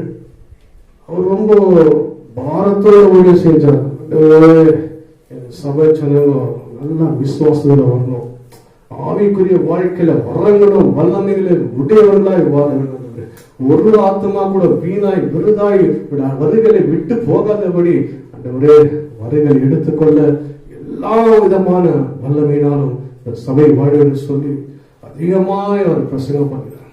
அதிகமாய் அவர் உபாசம் பண்ணி உபாச கூட்டங்கள் வைத்து ஜனங்களை எப்படியாவது ஆயத்த பண்ண வேண்டும், ஜனங்களை எப்படியாவது கர்த்தருக்குள் பரிசுத்தமாய் வேண்டும். ஒரு உணர்வுள்ள கூட்டமாய் எப்போதும் எப்படி அந்த புத்தியுள்ள கண்ணிகள் ஆயத்தம் இருந்தது போல இந்த சபையின் ஜனங்கள் உணர்வுள்ளதாய் வாழ வேண்டும் சொல்லி, உணர்வுள்ள இருக்க வேண்டும் சொல்லி, வருகைக்கு ஆயத்தம் இருக்க வேண்டும் சொல்லி எவ்வளவு பிரயாசம் பண்ணி கூட ஜனங்க கேட்கவே இல்லை. ஞாயிற்றுக்கிழமை வருது, நல்லா கர்த்தரை ஆராதிப்பார்கள். அதே ஞாயிற்றுக்கிழமை முடிந்ததும் அதே பள்ளியை ஜீவித்துக்கும் ரொம்ப மன உணர்ந்து போன.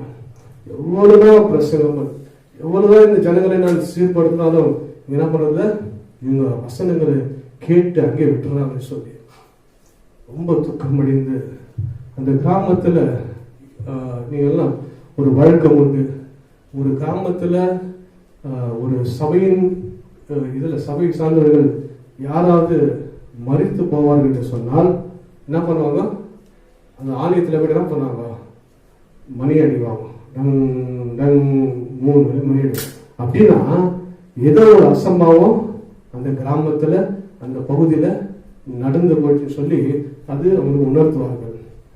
இப்போ நீங்க கிராமத்துல போன நம்பர் அடிவாங்க, அடிச்சு வாங்க, ஏதாவது ஒரு கெட்டது வந்தா அடி நடந்து ஒரு செய்தி சொல்லணும். அதே போல கிராமங்கள் எல்லாம் அந்த காலத்துல இப்ப இருக்கிற மாதிரி மொபைலோ இதுவும் கிடையாது. அப்போ ஒரு செய்தி சொல்ல வேண்டும் அந்த காலத்துல என்ன பண்ணா ஒரு தீய காரியங்கள் நடக்க வேண்டும் சொல்லி சம்பவித்தா அந்த ஆலயத்துல இருக்கிற மணிய அடிப்பாங்க. அப்போ ஏதோ ஒன்று நடந்தது இந்த கிராமத்துல சொல்லி ஜனங்கள் புரிந்து கொள்வார்கள். எல்லாம் உடனே என்ன பண்ணுவாங்க? ஆலயத்துக்கு தேடி ஓடி வருவாங்க.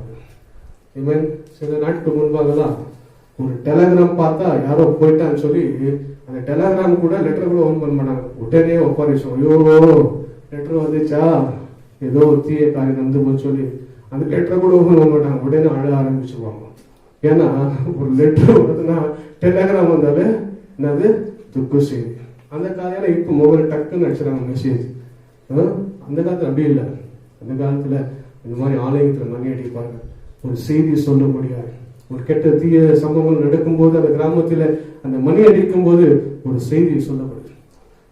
இப்போ சபை விசுவாசிகள்லாம் பார்த்தா ஐயோ ஆலயத்துல மணி அடிக்குது, சபையில யாரோ போயிட்டா பார்த்தது, யாருக்கு ஒன்று தெரியலையே அப்படின்னு சொல்லி ரொம்ப ஆவலா, அவர் போயிட்டு போறா, இந்தமா போயிட்டு இருப்பாரா, அவர் தான் ரொம்ப நாளா பலவீனமா இருந்தாரு, அவர் தான் அடிக்கடி செக்அப் போயிருந்தாரு, இந்த மாதிரி தான் ரொம்ப இதுதான் போயிட்டு இருக்கோம், ஏன்னா இது வாழ்க்கையே சரியா இல்லை, ஒருவேளை இந்தாமா போய்க்கும் சொல்லி அவங்க ஒன்றும் தங்கம் போய் யார் போய்ப்பான்னு சொல்லி ரொம்ப ஆவலா என்ன பண்ணா அந்த ஆலயத்துக்கு போனாங்க. ஃபாதர் யார், ஃபாதர் யார் இருந்துட்டாங்களோ, எந்த விசுவாசி இருந்துட்டாங்களோ அப்படின்னு சொல்லி ரொம்ப விசுவாசிங்கெல்லாம் இருந்தாங்க. ஃபாதர் அந்த ஊழியர் சொன்னாரா, ஒன்றுமே பேசலாம், நான் எதுவும் சொல்ல முடியாது, நீங்களே போய் பார்த்துக்கோங்க. ஒரு சவப்பெட்டி வைத்திருந்தாரா, சவப்பெட்டி வைத்திருந்தார். அதுதான் எல்லாம் ஒரு ஆவல், இவர் போயிட்டு இருப்பாரா, நம்மள துரோகம் பண்ணானே அவன் போயிட்டு இருப்பானா, நம்மளுக்கு தீங்கு செய்தானே இந்தமா போயிட்டு இருக்குமா சொல்லி ஒரு உள்ளத்துல அவங்களா இருக்குமா இவங்களா இருக்குமா சில யோசிக்கிறவங்க இருந்திருப்பாங்க, ஆவலா பார்க்கறவங்க இருந்திருப்பாங்க, துக்கத்தோடு பார்க்க வேண்டும் கூட இருந்திருப்பாங்க. முந்தி அடித்து பார்த்துக்கொள்ள நானா நீ அந்த போட்டி கியூ பெருசா போயிட்டு இருக்குது. ஃபாதர் அந்த ஊழியர் என்ன பண்ணாரா, அந்த சர்வப்பெட்டியை அப்படி வச்சுட்டு அவங்க அந்த பக்கம் உட்காந்து அவர் சொன்னாரா, எல்லாம் கவலை வரக்கூடாது, ஒருத்தரா பார்த்துட்டு நீங்க அந்த பக்கம் போயிடணும், ரிட்டர்னு வந்த வழி போடாது, பார்த்து நீங்க போயிடணும். ஒருத்தரா வந்தாங்களா, அந்த சர்வப்பெட்டியில அப்படியே பார்த்தாங்களா, ஐயோ நீயா போயிட்ட, ஐயோ நீயா போயிட்ட, நீயா போயிட்ட, நீயா போயிட்ட சொல்லி ரொம்ப கலங்கி கலங்கி அப்படியே போனாங்க. ஃபாதர் ஒண்ணுமே பேசு, ஃபாதரை பார்த்துட்டு அப்படியே போனாங்க. ஒருத்தரா வராங்க, ஐயோ நீயா போயிட்ட, நீயா போயிட்ட போயிட்டு போறாங்க. கூட்டம் எல்லாம் போய் பக்கத்துல பாய்ச்சி வைப்பாங்க, யாரா போயிருப்பாங்க. இந்த மனுஷனை கேட்கலன்னு சொன்னா அந்த மனுஷன் அந்த பக்கமா பார்த்து திருப்பி விட்டாரு, இவரு என்ன இந்த மாதிரி பண்றாரு, இந்த பக்கம் வந்தாலும் நான் கேட்டு வேற யாருந்தா எப்படி நான் போயிட்டு இருப்பேன், இப்ப கியூல பார்க்கலன்னு எனக்கு தூக்கம் வராது. ஒருத்தர் பெரிய கியூ, ஒருத்தர் ஐயோ பார்த்துன்னு சொன்னாங்க, நீயா போயிட்ட, நீயா போயிட்ட. ஒருத்தர் பார்த்தவங்கலாம் வயிற்றுல வயாச்சுன்னு போறாங்க, நீயா போயிட்ட. எல்லா போனார்கள், கியூ எல்லாம் முடிஞ்சிச்சு. யார் போயிருப்பாங்க, யார் தான் போயிருப்பாங்க, பார்த்தவங்க தான் ஒரு துக்கம் அடிக்கிறாங்க. அந்த சிவப்பெட்டிக்குள்ள எட்டி பார்த்தவங்க அவ்வளவு துக்கம், நீயா போயிட்ட, நீதான் போயிட்ட. அப்புறம் கடைசியா வந்தா இதுதான் இப்போ கடைசியா இருக்கு, வந்து உள்ள எட்டி பார்த்தாங்க சிவப்பெட்டியில. பார்த்தா ஒரு பெரிய கண்ணாடி அந்த சிவப்பெட்டியில. சிவப்பெட்டி என்ன வச்சுன்னா முகம் பார்க்குற கண்ணாடிக்கு தான். எட்டி பார்த்தா இவர் தான் தர்றாரு. ஹல்லேலூயா, ஒரு ஹல்லேலூயா சொல்லுது, ஹல்லேலூயா. அது பொட்டியில பாரு அந்த ஊழியர் என்ன பண்ணாருன்னா, மரித்தவர்கள் நீங்க தான் என்று உணர்த்தும்படியாய் சபை மரித்து போயிருக்கிறது, ஜனங்கள் மரித்து போயிருக்கிறார்கள் என்று சொல்லி உணர்த்தும்படியாய் அவர் அப்படி செய்தார். எட்டி பார்த்தா ஒவ்வொரு சவப்பெட்டியில் இருக்கிறது பெரிய கண்ணாடி. யார் முகத்தது? பார்த்தவர்கள் முகத்தது. அப்படின்னா அர்த்தம் பார்த்தவர்கள் மரித்து போனார்கள். ஹல்லேலூயா, ஆமென். அவர் உணர்த்தும்படி அப்படி செய்தார். அதான் நீயா போயிட்ட, போது யாரு? அவர் தான். அதான் அந்த பார்ப்பது அவர் முகத்தை பார்க்க, நீயா போயிட்ட, நீயா போயிட்ட. இன்றைக்கு சபை மரித்து போன ஆவிக்குரிய ஜீவித்தில் படுத்துக் கொண்டது போல ஒரு ஜீவித்தை வாழ்கிறார். ஹல்லேலூயா. கர்த்தர் சபையை ஆவிக்குரிய சபையாய், கனமான சபையாய், எழும்பி பிரகாசிக்கிற சபையாய், தமக்காய் ஊழியங்களை செய்கிற விசுவாசிகளாய் ஒரு சபையில வைத்திருக்கிறார். மரித்து போகிற ஒரு கிறிஸ்துவ ஜீவித்தை வாழும்படி கர்த்தர் உங்களை சபைக்குள் வைக்கவில்லை. ஹல்லேலூயா. ஆமென். ஹல்லேலூயா. ஜனங்களை உணர்த்தும்படியா ஊழியம் செய்தார். ஹல்லேலூயா. அப்ப அந்த ஜனங்களை உணர்ச்சு. ஹல்லேலூயா. மரித்து போனது யாரும் இல்லை, மரித்து போனது நான் தான். மரித்து போனது என்னுடைய கிறிஸ்துவ ஜீவியம், மரித்து போனது என்னோட ஆவிக்குரிய ஜீவியம், மரித்து போனது என்னுடைய அழைப்பு, மரித்து போனது கிறிஸ்துவின் ரத்தத்தினால் உண்டான ரட்சிப்பு, என்னை கொடுத்த வரங்கள் தாளங்கள் எல்லாம் மரித்து போனது என்று சொல்லி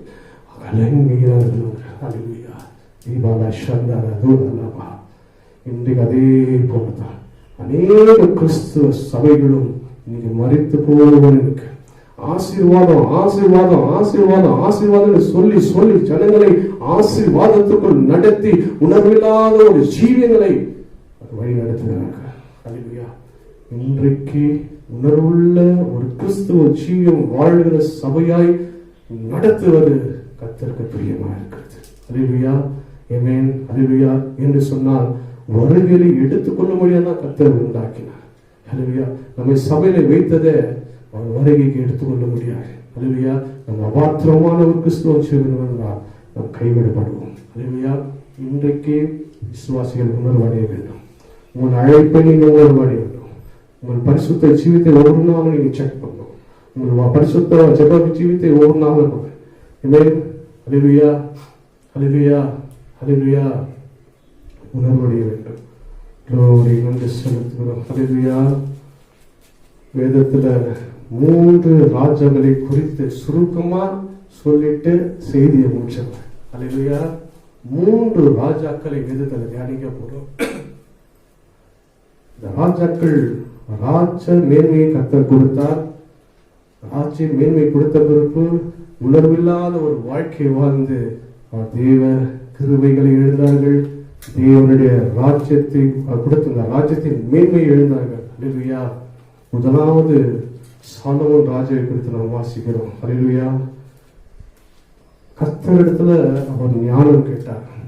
அல்லேலூயா. கர்த்தரிடத்துல பெரிய ஞானத்தை கேட்டார். ஆமென். 1 ராஜாக்கள் 3:12 வாசிக்கும். 1 ராஜாக்கள் அவர் ஆசீர்வதிக்கப்படுவதற்கு முன்பாக, ஞான ஆசீர்வாதத்துக்கு முன்பாக அவர் என்ன கேட்டாங்க? கர்த்தர்கிட்ட ஞானம் உள்ள வாசிங்க. 1 ராஜாக்கள் 3:12. உன் வார்த்தைகளின்படி செய்தேன், ஞானமும் உணர்வுள்ள இருதயத்தை ஆண்டவர் என்ன கொடுத்தாரா ராஜாவுக்கு? சாலமோனுக்கு. நிதானம் வாசிக்கும். ஞானமும் உணர்வுள்ள இருதயத்தை சாலமோன் ராஜாக்கு கர்த்தர் கொடுத்தார். கர்த்தர் சாலமோனுக்கு ஞானத்தையும் உணர்வுள்ள இருதயத்தை சேர்த்து தான் கொடுத்தார் என்று கர்த்தர் சொல்லுகிறார். இல்லையா? உணர்வுள்ள இருதயம் எவ்வளவு நாள் இருந்ததோ அவ்வளவு நாள் சாலமோன் தேவனுக்கு உண்மையாய் வாழ்ந்தான். அல்லேலூயா. தேவனுக்கு ஒரு சாட்சியுள்ள வாழ்க்கை வாழ்ந்தான். பலிபீடங்களை மேடையெல்லாம் தகர்த்து போட்டான். அல்லேலூயா. கர்த்தருக்கு மாத்திரமே பலிபீடங்கள் உண்டாக்கி கர்த்தரை ஆராதிக்கும்படியாய் கிருபை செய்தான். அல்லேலூயா. வேதம் சொல்லுகிறது சாலமோன் சகல ஐஸ்வரியத்தினால் நிரம்பினான். அவன் அரண்மனையில இருந்த எல்லா பொண்ணும் வெள்ளியும் எல்லாமே வெள்ளியும் பொண்ணுமா இருந்தது. அல்லேலூயா. அவ்வளவு ஸ்திரமான ஆசீர்வாதங்களை கர்த்தர் கொடுத்தான். எப்ப தெரியுமா? ஞானம் உள்ள இருதயம் கூட நல்லா ஆசீர்வதிச்சார். பேர் ரொம்ப பிரபலமாயிடுச்சு. தேசமெல்லாம் போயிடுச்சு. நிறைய ஜனங்கள் இப்ப சாலமோனை தேடி ஞானத்தை தேடி வருகிறார்கள். நல்லா ஆசீர்வதிக்கும் போது இப்ப சாலமோன் என்ன ஆயிடுச்சு? உணர்வில்லாத ஒரு இருதயம் வந்துச்சு. கர்த்தர் ஆசீர்வதிக்கும் போது நல்லா கர்த்தர் உண்மையாய் வாழ்ந்தார். ஆசீர்வாதத்தை கர்த்தர் அளவில்லாமல் கொடுத்தார். அவர் புகழ் மறு தேசம் எங்கும் சென்று அநேகர் அவர் தேடி வந்தார்கள். சில நாட்கள் சென்றது.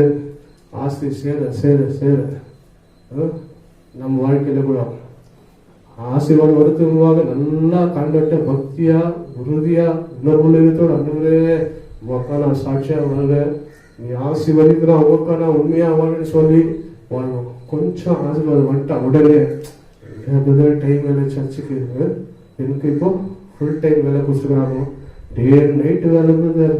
நான் என்னன்னா வேலையே நடுக்கிறதுல பார்க்க முடிஞ்சா ஈவினிங் சர்வீஸ் இருக்குதுங்களா, ஈவினிங் சர்வீஸ் நான் வரேன் அப்படின்னு சொல்லி கர்த்தர் கொஞ்சம் உயர்த்தும் போதே கர்த்தரை மறுதளிக்கிறாங்க. இல்லையா? சாலமோன் தான் செய்தார். ஆண்டவர் வெறுமையா இருந்தார். கர்த்தர் உயர்த்தினார். எல்லா புகழும் கீர்த்தினாலும் ஐஸ்வர்யத்தினாலும் பொண்ணினாலும் வெளியினாலும் அளவில்லாமல் ஆசீர்வதித்தார். ஆசீர்வாதம் உண்டான போது அந்த இருதயம் உணர்வில்லாமல் போயிட்டு ஹல்லேலூயா. தேவனுக்கு விரோதமாய் பாவம் செய்தார். தன் மனைவிகளின் அநேக மனைவிகள் இருந்தபடினால் அவர்கள் பேச்சை கேட்டு பாபாலுக்கு தூபங்களை காட்டும்படியாய் வழிபடுகளை உண்டாக்கி அதை வணங்கும்படியாய் சாலமோன் இருதயம் இருளடைந்து கடினப்பட்டு உணர்வில்லாத இருதயமாய் மாறி போனது வேணும் சொல்லுகிறது. ஹல்லேலூயா, ஹல்லேலூயா. உங்களை கர்த்தர் எவ்வளவு உயர்த்தினாலும், கர்த்தருக்கு எவ்வளவு ஆசீர்வாதம் கொடுத்தாலும், நீங்க வேலை செய்யற இடத்துல எவ்வளவு உயர்ந்த பொறுப்பு கொடுத்தாலும் கர்த்தரை தேர்ந்து நீங்க விடக்கூடாது. கர்த்தரை தேர்ந்து விடக்கூடாது. உங்களுக்கு கலைஞ்சியும் அளவில்லாத ஆசீர்வாதத்தினால் கர்த்தர் உங்களுக்கு கொடுத்தாலும் கூட கர்த்தரை மறுதளிக்காதபடி, கர்த்தரை இங்க துக்கப்படாத ஒரு சீ வாழாதபடி ஒரு எப்பவும் அந்த உணர்வு இருக்கும். எனக்கு இவ்வளவு கொடுத்த தேவனே, நான் இன்னுமாய் உணர்வனாய் வாழ்வேன். இவ்வளவு அதிகமாய் நான் ஆசீர்வதித்த தேவனே, இவ்வளவாய் குப்பையிலிருந்து தூசியிலிருந்து தூக்கி உயர்த்தின தேவனே, நான் உணர்வுடனாய் சாட்சியாக சொல்லி அந்த உணர்வுள்ள இதயம் ஜீவ நாட்கள் எல்லாம் இருக்கும்படி கர்த்தர் விரும்புகிறார். சாலமோன் வாசிப்போம். 1 ராஜாக்கள் 3 வாசிப்போம். 1 ராஜாக்கள் 11:3 தொடர்ந்து வாசிப்போம்.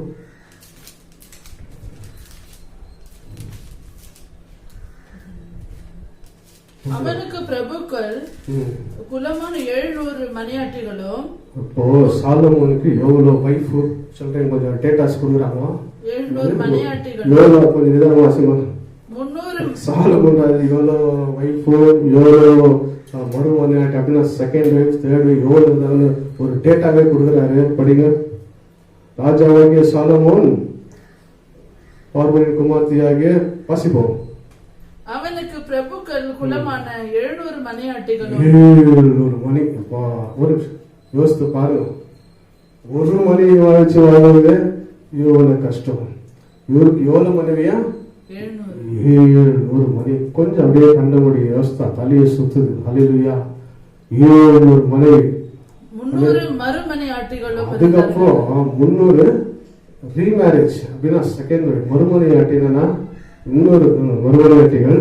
அவனுடைய ஸ்திரீகள் ஸ்திரீகள் அவனுடைய ஸ்திரீகள் அவன் இருதயத்தை வழுவி போக பண்ணினார்கள். அந்த ஸ்திரீகள் என்ன பண்ணாங்களா? வழி என்ன பண்ணாங்க? இருதயத்தை வழுவி போக செய்தார்கள்.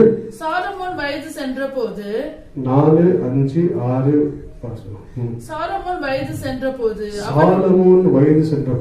அவனுடைய மனைவிகள் அவன் இருதயத்தை அந்நிய தேவர்களை பின்பற்றும்படி. பாருங்க, மனைவி என்ன பண்ணாங்க? எங்க டச் பண்ணாங்க? இப்போ எங்க டச் பண்ணாங்க? இருதயத்தை டச் பண்றோம். எல்லா காரியங்களுக்கும் உணர்வில்லாமல் ஆகிற காரியம்னாக்கா இருதயம். அதான் ஆண்டவர் சொல்ற, எல்லாத்தையும் இருதயம் உணர்வில்லாமல் இருக்கிறதா? உங்கள் இருதயம் உணர்வடையட்டும். உங்கள் இருதயம் இருளடைந்து இருக்கிறதா? உங்கள் இருதயம் கடினப்பட்டு இருக்கிறதா? உங்கள் இருதயம் தூரமாக இருதயம் ரொம்ப முக்கியம். உங்க மனைவி கிளீனா புரிஞ்சுக்கணும். சாலமோன விழுத்த என்ன வழி? இருதயம். சாலமோன் வயது சென்றபோது அவனுடைய மனைவிகள் அவன் இருதயத்தை அந்நிய தேவர்களை பின்பற்றும்படி சாய பண்ணினார்கள். அதனால் அவனுடைய இருதயம் அவன் தகப்பனாகிய தாவீதின் இருதயத்தை போல தன் தேவனாகிய கர்த்தரோட உத்தமமா இருக்கவில்லை. முதல்ல ஆண்டவருக்கு கீழ்ப்படிந்து அவருடைய தகப்பனாகிய தாவீதின் வழியில சாலமோன் நடந்தார். அந்த இறுதி அப்படித்தான் இருந்துச்சு. பிதாவாகிய தாவீதின் வழியில நான் வாழ்வேன், கர்த்தருக்கு ஒரு நல்ல சாட்சியை வாழ்வேன் சொல்லி பாகாலின் ஆவிகளை வணங்காதபடி கர்த்தருக்கே பலிபீடங்கள் செலுத்தி வாழ்ந்தார். இப்போ இருதய வைஃப் கலங்கப்படுத்தினால, வஞ்சித்தபடினால இப்ப இருதயம் என்ன ஆயிடுச்சு? தாவீதின் அவன் தகப்பனாக தாவீதின் வழியில் வராதபடி இப்ப என்ன பண்றாரு? அந்நிய புறஜாதியான பாகாலின் விசுவாசிகளின் ஊடகங்களை, பாகாலின் ஆவிகளை பலிபீடங்களை கட்ட முடியாது கொண்டு விட்டான். அவருக்கு உணர்வடையில நான் யாரு, நான் எங்கிருந்து வந்தேன், எனக்கு இவ்வளவு மேன்மை கொடுத்தது யாரு, 600 கொண்டாட்டிகள் வரத்தக்க என் ஆசீர்வதித்து யார் என்று சாலமோனுக்கு ஞானமே இல்லை. ஹல்லேலூயா. அந்த உணர்வே இல்லை. இவர் சம்பாதித்தாரா? கர்த்தர் கொடுத்தார். இவ்வளவு மகிமையும் மேன்மையும் சாலமோனுக்கு தேவன் கொடுத்தார். ஹல்லேலூயா. நான் ஆராதித்த விதம், என் தகப்பன் ஆராதித்த விதம் என்னன்னு சொல்லி எல்லாம் உணர்வில்லாதபடி இதே நினைச்சுப்போ கடினப்பட்டு போச்சு. வாசிவார் வசனத்தை 6. சாலமோன் தன் தகப்பனாகிய தாவீதைப் போல அவங்க அப்பா தாவீதை போல இல்லாதபடி கர்த்தரை பூரணமாய் பின்பற்றாமல் கர்த்தரை முழுசா பின்பற்றாங்க. கர்த்தரின் பார்வைக்கு பொல்லாப்பானதை கர்த்தருக்கு செய்தார். பார்வைக்கு என்ன பண்ணிட்டாரு? பொல்லாப்பு செய்யாரு. நன்மை செய்த சாலமோன் பொல்லாப்பு செய்ய ஆரம்பிச்சிட்டார். இறுதியம் உணர்வில்லாம போயிடுச்சு. இறுதியம் உணர்வில்லாம போயிடுச்சு.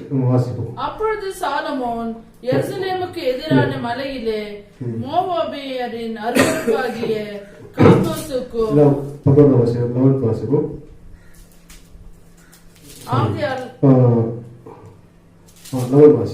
ஆகையால் கர்த்தர் சாலமோனை நோக்கி, நான் உனக்கு கட்டளையிட்ட என் உடன்படிக்கையை என் கட்டளைகளையும் நீ கை கொள்ளாமல் போன இந்த காரியத்தை செய்தபடினால் ராஜ்யபாரத்தை உன்னிடத்திலிருந்து அதை உன் ஊழியக்காரனுக்கு நான் கொடுப்பேன் என்று கர்த்தர் சொல்லுவியா. உணர்வுள்ள இதயம் இருக்கும் போது கர்த்தரை கனப்படுத்தினார்.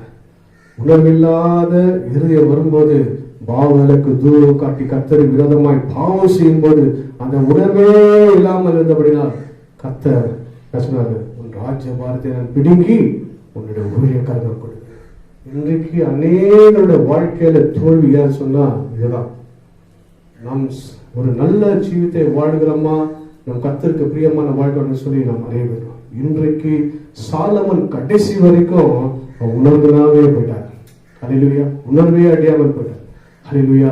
இன்று நம்முடைய வாழ்க்கையில நாம் இழந்து காரணம் என்ன சொன்னா உணர்வில்லாமல் வாழ்கிறோம். உணர்வில்லாமல் வாழ்கிறோம். நம்முடைய பரிசுத்த ஜீவியத்தை உணர்ந்து கொள்ள வேண்டும். கர்த்தருடைய அழைப்பை உணர்ந்து கொள்ள வேண்டும். நாம் எதற்காக கர்த்தர் நம்மை தெரிந்து கொள்ள அறிய வேண்டும். வசனம் சொல்றது, நாம் எங்க இது டெம்பரரி வீடு, நம்முடைய குடியிருப்போ பரலோகம். நாம் பூமிக்குரியவர்கள் அல்ல. நாம் மாம்சத்தின் ஜீவித்துக்குரியவர்கள் அல்ல. நாம் பரலோகத்துக்குரியவர்கள், பரலோக மேன்மைக்குரியவர்கள், பரலோக நித்தியத்துக்குரியவர்கள், ஆவிக்குரிய வாழ்க்கைக்குரியவர்கள். ஹல்லேலூயா.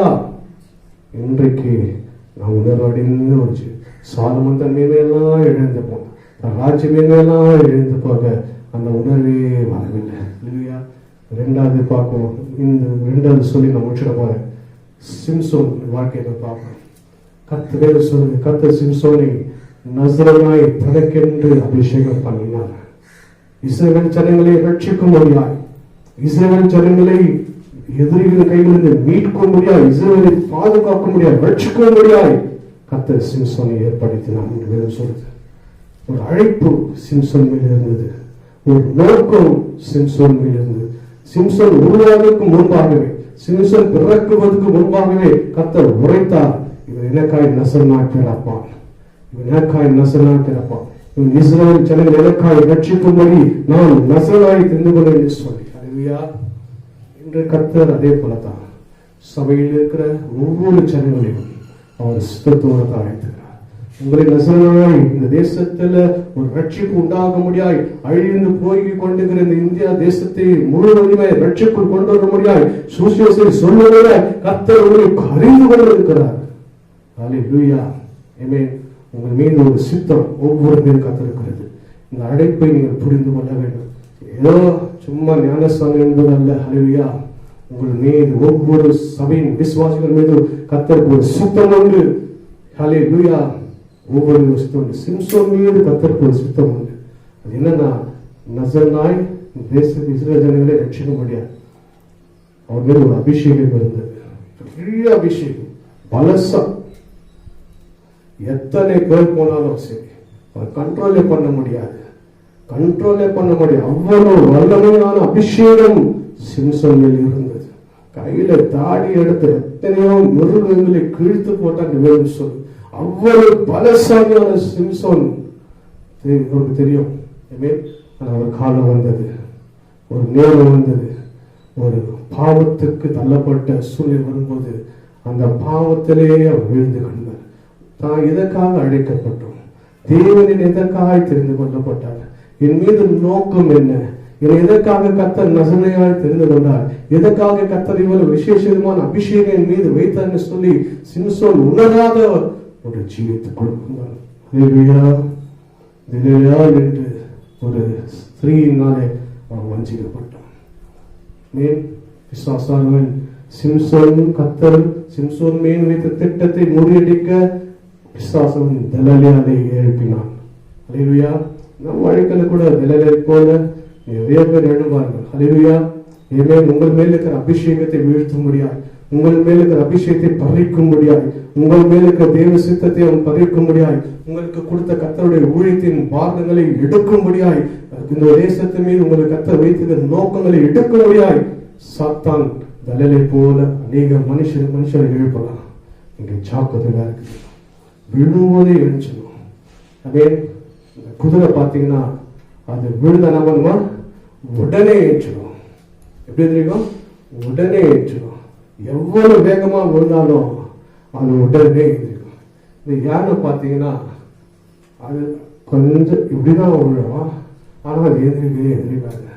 சின்ன இடத்துலதான் விழும், ஆனா அது எந்திரிக்க ரொம்ப நாள்.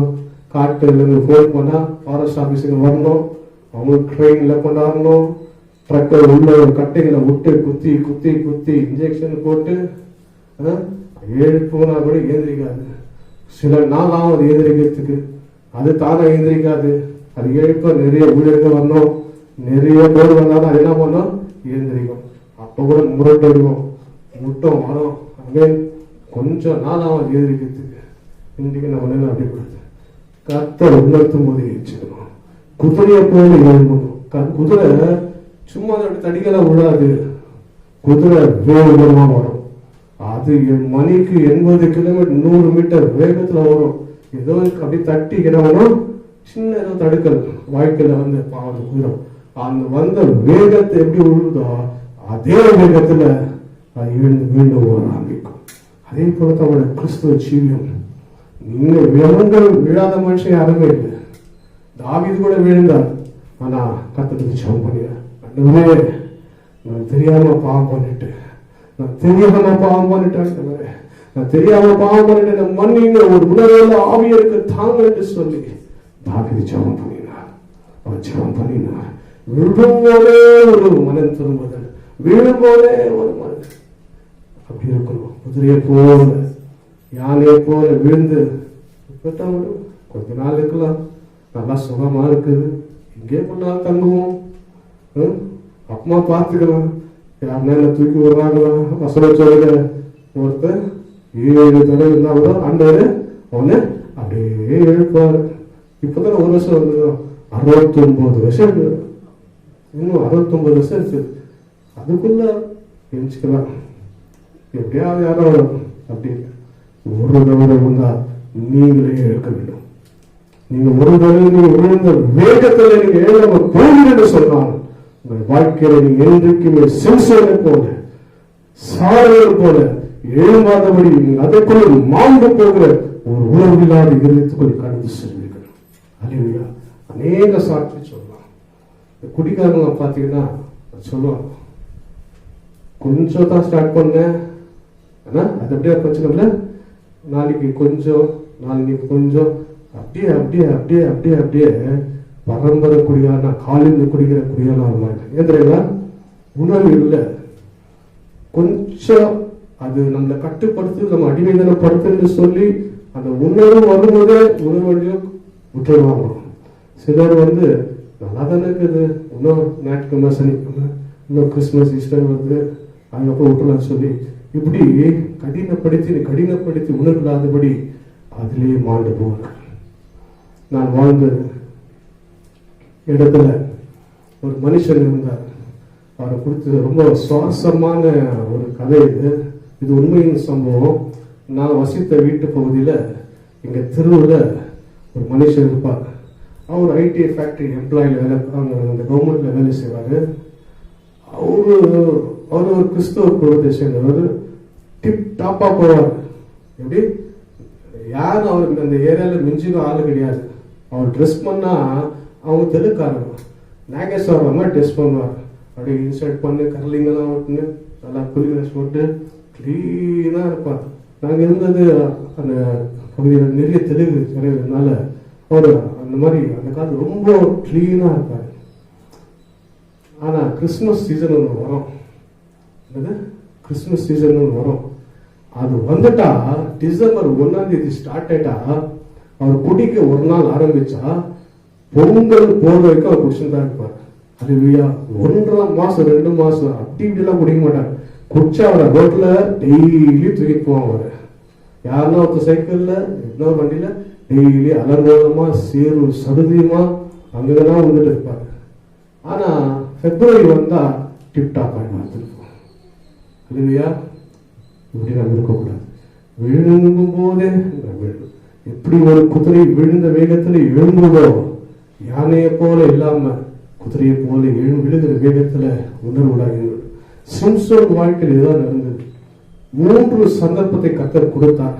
அவன் உணவறியும்படியாய் அந்த பாவத்திலிருந்து அவனுக்கு அந்த விரோதிகள் எதிரிகள் வந்து அவன் மேலுக்கு அந்த தலையில இருக்க அந்த சவர முடியை எடுக்கிறதுக்கு முன்பாக கர்த்தர் 3 தருணங்களை கொடுத்தார். உணர்வடையவே இல்லை. 3 தருணத்தையும் விட்டு போனான். கடைசியில அவன் வல்லமையை இழந்து போனான். தலையால் மடியில சிம்சோன் வல்லமை இழந்து போனான். அப்போ வாங்க அவன் முடிய என்ன பண்ணிட்டேன் கட் பண்ணிட்டு இப்போ வந்து நீங்க என்ன பண்ணுங்க அரெஸ்ட் பண்ணுங்க எல்லாம் வராங்க. இப்போ சிம்சன் என்ன பண்றாரு எப்போத போல இப்போ குதிரை போல எதிரிக்கிறார். எப்போ ஏறிக்க நேரத்தில் எதிரிக்காம யானையை போல இருந்துட்டு ஒரு அழிவு வருதுன்னு சொல்ல உடனே எழுச்சி தனக்கு பல இருக்க சொல்லிடுறாங்க. அனைவரும் எடுக்கலாம். நல்லா ஆரோக்கியமா இருக்குங்களோ நம்ம எந்திரிக்கவே மாட்டோம்.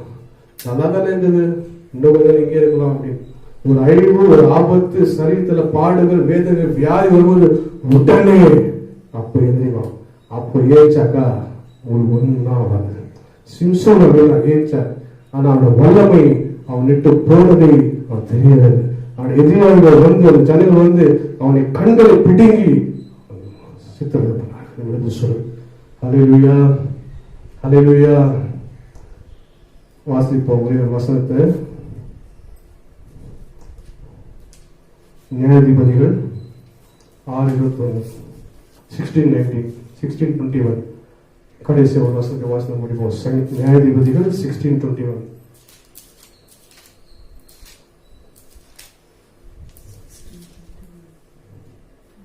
பெலிஸ்தர் அவனை பிடித்து அவன் கண்களை பிடித்து அவன் கண்களை பிடுங்கி அவனை காசாவுக்கு கொண்டு போனார்கள். அவனுக்கு 2 வெண்கல விலங்கு போட்டு பாருங்க எவ்வளவு ஒரு சோகமான ஆண்டவர் பெலிஸ்தரை மேற்கொள்ளும்படியா ரட்சிக்கும்படியா இந்த தேசத்தை பெலிஸ்தன் கையிலிருந்து ரட்சிக்கும்படியாய் கர்த்தர் தெரிந்து கொண்டார். இப்ப என்ன நிலையாச்சு? அதே யார் கையில இருந்து ரட்சிக்கணுமோ யாரை முறியடிக்க வேண்டுமோ யாரை சங்கரிக்க வேண்டுமோ அவன் கையால இப்போ விலங்கு போட்டு கண்கள் பிடிங்கின நிலைமைப்பாங்க. கர்த்தர் அதே போலதான் பெலிஸ்தரின் எப்படி சிம்சோனை பெலிஸ்தரினை முறியடிக்க முடியாத ஜனங்களுக்கு காப்பாற்றும்படி எப்படி சிம்சோனை தெரிந்து கொண்டாரோ அதே போல கர்த்தர் இந்த உலகத்தில் இருக்கிற பொருளாதார வல்லமைகள் வானமண்டலத்தின் தீய செல் வியாதிகளும் பொருளாதார கிரிகளை முறியடிக்க முடியாது கர்த்தரை தெரிந்து கொண்டிருக்கிறார். இல்லையா?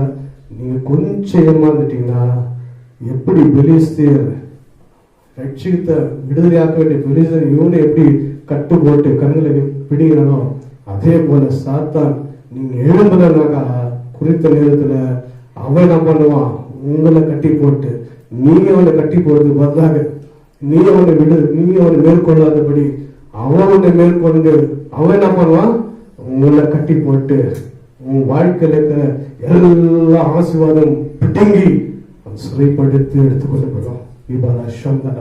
சிம்சன் வாழ்க்கை உணர்வெல்லாம் எப்படி சொன்னாலும் உங்கள் வாழ்க்கையில எதற்காக கர்த்தர் தெரிந்து கொண்டாரே அதை மேற்கொள்ளும்படி கிருபை செய்வார்.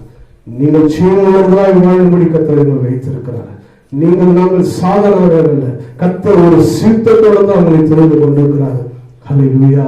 நீங்கள் ஜெயமுள்ளதாய் வாழும்படி கர்த்தர் விரும்புகிறார். உங்களை எவரும் மேற்கொள்ளாதபடி நீங்கள் உலகத்தில் இருக்கிற பொருளாதார வல்லமைகளை மேற்கொள்ளும்படியாய் கர்த்தர் உங்களை வைத்திருக்கிறார். சிம்சன் அது புரியல. அவன் யாரை அழிக்க வேண்டும் என்று கர்த்தர் தெரிந்து கொண்டாரு. யாரை முறியடிக்க வேண்டும் சொல்லி கர்த்தர் உருவாக்கினாரோ அதே கரத்தினால அவன் கட்டப்பட்ட நிலையில, அவன் பிடுங்கப்பட்ட நிலையில அவன் கொண்டு போகப்பட்டான். அல்லேலூயா. இன்னைக்கு அநேக வாழ்க்கை நம்ம பார்க்கிறோம், அநேக கிறிஸ்தவ ஜீவித்தை பார்க்கிறோம். விசுவாசிகள் எல்லாம் இன்னைக்கு விசுவாசினால் கட்டப்பட்டிருக்கிறார். எத்தனையோ விசுவாசிகள் விசுவாசியை துரத்த வேண்டிய விசுவாசிகள் விசுவாசி அவங்களுக்கு கட்டி இருக்குது. இருக்கா இல்லையா? விசுவாசியை துரத்த வேண்டிய சில வசனம் சொல்வது, உலகத்தில் உங்களுக்கு எல்லா அதிகாரங்களும் நான் கொடுத்திருக்கிறேன். என் நாமத்தினாலே நீங்கள் பிசாசை துரத்துவது, என் நாமத்தினாலே நீங்கள் ஜெபிக்கும் போது சுகங்கள் உண்டாக்கும்படி எல்லா அதிகாரத்தையும் நான் கொடுத்திருக்கிறேன். இவ்வளவு வல்லமை கொடுத்தேன். ஆமென். இன்றைக்கு நான் விழுந்து போய் உணவில்லாமல் அதிலே இருப்போம் என்று சொன்னால் நீங்கள் செய்ய கொள்ளாதபடி அவன் நிச்சயம் கொள்வான். ஒரு உணர்வு தாவீது பாவம் செய்தார், பச்சை இடத்துல பாவம் செய்தார். அந்த கர்த்தரை நோக்கிச்சோம், எனக்கு உணர்வு இருந்தார். சங்கீதம் 19:24 சொல்லு, உங்களுடைய கட்டைகளால் உணர்வு அடைந்தேன், ஆதலால் எல்லாம் பொய் வழிகளும் படுத்து. சங்கீதம் 19:34 சொல்லு, எனக்கு உணர்வு தாரும் ஆண்டவரே. பச்சை படுத்தவன் பாவம் செய்வோம், ஆண்டவரே எனக்கு உணர்வு தாரும். அப்பா நான் உணர்வடையிட்டோம். நீ அனைத்த நோட்டம் 6 வைத்து என்னை ராஜாவை ஆக்கினே, நான் உணர்வடையிட்டோம் ஆண்டவரே என்று சொல்லி சங்கீதம் 119:34 எனக்கு உணர்வு தாரும், அப்போது நான் உம்முடைய பட்டை கொண்டு என் முழு இதயத்தோடு நான் கை கொள்வேன்.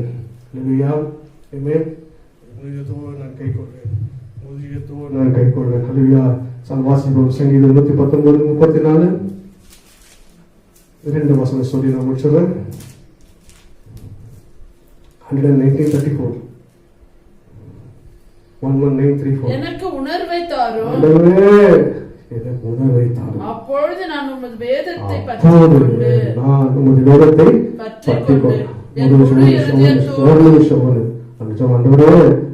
உணர்வு இல்லைன்னா நீங்க வேதத்தை பற்றி கொள்ள முடியாது.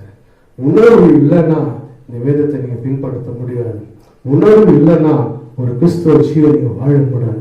உணர்வு இல்லைன்னா நீங்கள் விழுந்தாலும் நீங்க மேலே எழும்பி வராதபடி நீங்கள் ஒரு தோல்வி உள்ள வாழ்க்கை வாழ. வசனத்தை சொல்ல, எனக்கு உணர்வு தாரும், அப்போது நான் உங்களுடைய வேதத்தை பற்றி கொண்டு உங்களை முழுதத்தோடு அதை கை கொள்ளுவேன். முழுதத்தோடு கை கொள்ளு. வேதத்தை பற்றி கொள்ள உணர்வு தான். அப்போது எல்லா தூர இருதயங்களும் கடினமான இருதயங்களும் இருந்தால இதயத்தோடு அல்ல, என் ஊழியத்தோடும் உண்மை கை கொள்வேன். சங்கீதம் 40 சொல்லு, என் இருதயத்தின் உணர்வை தியானிக்கும். நம்ம இறுதி எதை தியானிக்கணுமா? உணர்வை தியானிக்கணுமா? ஹல்லேலூயா. ஏசாயா 11 சொல்லு, ஞானத்தையும் உணர்வையும் அருளும் ஆவி கர்த்தருடைய ஆவி. ஹல்லேலூயா. இந்த உணர்வுள்ள ஆவி இன்றைக்கு நமக்கு தேவை. இந்த உணர்வுள்ள ஆவியை யாருக்கெல்லாம் நீங்க பெற்றுக்கொள்கிறோம், உங்க வாழ்க்கையில் விழுந்தாலும் நீங்க உடனே எழுந்து உணர்வடைந்து ஒரு நல்ல ஜீவியம் வாழ்வீர்கள். ஹல்லேலூயா. இன்றைக்கு கர்த்தர் ஒரு உணர்வுள்ள இதயத்தை தேடிக்கொண்டிருக்கிறார். உணர்வுள்ள விசுவாசிகளை தேடிக்கொண்டிருக்கிறார். உணர்வில்லாதபடி நீங்க பாவத்திலே இருக்கக்கூடாது. உங்களுக்காக சூழல ரத்தம் சிந்தி அவருடைய ஜீவனை கொடுத்து சபையை சம்பாதித்திருக்கிறார். ஹல்லேலூயா. அவர் சிந்தின ரத்தத்தை நீங்கள் வீணாக்காதீர்கள். இந்த பூமியில் உங்களுக்காக சிந்தப்பட்ட ஒவ்வொரு சட்டத்த ரத்தத்தை நீங்கள் பாவத்துக்கென்று விழுந்து போய் உணர்வில்லாத ஒரு வாழ்க்கைக்கு நீ விட்டுக் கொடுக்காதபடி உணர்வடி முடியாய் கர்த்தர் விரும்புகிறார். ஹல்லேலூயா. ஒரு ஆண்டு விலகி போகும்போது கர்த்தர் உருவாக கர்த்தராக. கர்த்தர் சபையை நேசிக்கிறார். கர்த்தர் சபையை விரும்புகிறார். ஹல்லேலூயா. இன்றைக்கு சபை மாம்ச சபையா இல்லாதபடி ஆவிக்குரிய சபையா இருக்கும்படி கர்த்தர் விரும்புகிறார். ஒரு உணர்வுள்ள சபையா இருக்கும்படி கர்த்தர் விரும்புகிறார். காலையில் செய்தி கேட்டுங்க அன்பான தேவ சபை, நீங்கள் இந்த காலையில் ஒருவேளை ஒரு வாழ்க்கையில நீங்கள் விழுந்த நிலைமை, ஒரு ஜீவியத்தை இழந்த எல்லாவற்றையும் உணர்வு இல்லாமல் நீங்கள் வாழ்ந்து கொண்டிருப்பீர்கள் சொன்னார். இன்றைக்கு ஒரு உணர்வுள்ள இருதயத்தினாலே நீங்கள் நிரம்பி, கடினமான இருதயம், தூரமான இருதயம், இருள் அடைத்து இருதயத்தை போல் இல்லாதபடி சங்கீதங்கள் தாவி சொல்லுவரே இந்த ஒரு உணர்வை தாரும், அப்போது முழு இதத்தோடு ஒரு வேதத்தை நான் தியானிப்பேன் என்று சொன்ன போல நம்மால் செய்ய முடியும். உணர்வுள்ள ஒரு இருதயம், உணர்வுள்ள ஒரு ஆவி அபிஷேகம் இன்றைக்கு சபைக்கு தெரியும். நீங்கள் கேளுங்கள், கர்த்தர் நிச்சயமாய் தருவார். அப்போது உங்கள் மேல் வைத்திருக்கிற சுத்தங்களை செய்கிற வல்லமை இருக்கிறார். கர்த்தர் உங்களை ஆசீர்வதிப்பாராக. ஹல்லேலூயா. ஆமென். கர்த்தர் நல்லவர், அவர் கிருபை என்று உள்ளது. இன்று சபை உணர்வடியும்படியாய் விரும்புகிறார். ஆமென். மக்களின் மூடி நாம் செல்வோம். அன்புள்ள ஆண்டவரே, இந்த காலை வேலைக்கான நன்றி செலுத்துகிறேன். இந்த காலை வேலை கூட உணர்வடியும்படியாய் ஆவியானவரே நீ பேசினீர். இந்த ஒவ்வொரு வார்த்தையும் யாரெல்லாம் உணர்வில்லாமல் ஆண்டவரே இருதயங்கள் கடினப்பட்டு இருக்கிறதோ, இருதயங்கள் இருளடைந்து இருக்கிறதோ, இருதயங்கள் தூரமாய் இருக்கிறதோ, இப்போது அந்த இருதயங்களெல்லாம் ஆண்டவரே உணர்வுகளை தக்க உணர்வின் பலன் விளங்குவதாக.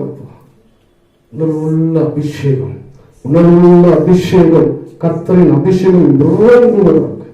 இருதயங்களை கடினப்படுத்துகிற வல்லமைகள் இயேசுவின் நாமத்தினாலே ஒவ்வொரு இருதயங்களும் வெளியேறுவதாக. உணர்வுள்ள இருதயத்தினாலே நிரப்பி நீ வைத்த எல்லா விதமான ஆசீர்வாதம் பூமியும், நீ வைத்த இவரை கொண்டு வைத்த எல்லா சித்தங்களும், இவருக்கு விடுத்து என்னென்ன இந்த பூமியில சித்தம் வைத்தீர்களோ அதெல்லாம் செய்வதாக மேற்கொள்ளும்படி வாழும்படி கர்த்தருடைய உணர்வுள்ள ஆவி இவரை ஆளுகை செய்வதாக. விசேஷமான காலை வேளையில் கர்த்தாவே, யாரெல்லாம் துக்கத்தோடு வேதனையோடு இருக்கிறார்களோ ஒவ்வொரு பலப்படுத்துங்க. கண்ணீரோடு இருக்கிற கண்ணீர்களை கர்த்தர் ஆனந்த கழிப்பாய் மாற்றுகிறார். பலவீனத்தோடு இருக்கிறவர்களை கர்த்தர் பலப்படுத்துகிறார். வியாதியோடு கஷ்டத்தோடு இருக்கிறவர்களை வியாதிகள் நீக்கி ஐஸ்வர்யத்தினால் என்று நிரப்புகிறார்கள். கடினமான பஞ்ச நாட்களை கர்த்தாவே ஒவ்வொருக்கும் வருமானங்களை தருகிறார்கள். அன்றொன்று அப்பத்தின் தண்ணீரை தந்து ஆசீர்வதிக்கிறார்கள். கர்த்தாவே, மனுஷன் மதியில தைரியங்களை உண்டாக்குற கர்த்தர் மனுஷன் மதிய தைரியங்களை உண்டாக்கி உன்னதமான கிருபை தருகிறார்கள். கர்த்தரை ஒவ்வொரு பொறுப்படுத்திக் கொள்ளும். மீண்டும் இவர்கள் காணும் வரை கர்த்தரின் சிலுவையின் ரத்தம் இவர் வெளியெடுத்து சகல கிருபைக்குள் வழிநடத்த முடியாத உன்னதமான சிலுவின் மறைகளை ஒப்பு கொடுக்கிறேன். பாதுகாத்து எடுத்துங்க. இயேசு கிறிஸ்துவின் மூலம் ஜெபிக்கிறோம் நல்ல பிதாவே. ஆமென். ஆமென். ஹல்லேலூயா. ஹல்லேலூயா. ஹல்லேலூயா. கர்த்தர் நல்லவர். ஆமென். இந்த செய்தியானது உங்கள் வாழ்க்கையில் கிரியை செய்யப்படும். கொஞ்சம் இடம் கொடுங்க. ஒரு வாழ்க்கையில் இந்த செய்தி கொஞ்சம் இடம் கொடுங்க. நல்ல நிலத்தில் விழுந்த விதையை போல நீங்க வசனத்துக்கு நீங்க இடம் கொடுப்பீர்கள் என்று சொன்னால் அது உங்களுக்குள் ஊடுருவி பாவி பெரிய விருட்சத்தை மரம் போல உங்கள் விசுவாசம் எங்களுக்குள் வந்து ஆளுமை பதிவுதோ அதே போல சென்று உயர்வ பறக்கும்படி கிருபை கொடுக்கும்படி கர்த்தர் கிருபை செய்யும். ஒருவேளை கடினமான பாதை போல இருக்கிறது சொன்னார். இந்த வசனம் கொஞ்ச நாள் அப்படியே தள்ளி இடம் கொடுங்கள், உணர்வெடியுங்கள், கர்த்தர் வைத்து ஆசீர்வாதம் பெற்றுக்கொள்ளுங்கள். கர்த்தர் உங்கள் ஆசீர்வதிப்பாராக. ஆமென். ஹல்லேலூயா. God bless you. ஆமென். சொல்லுவாங்க.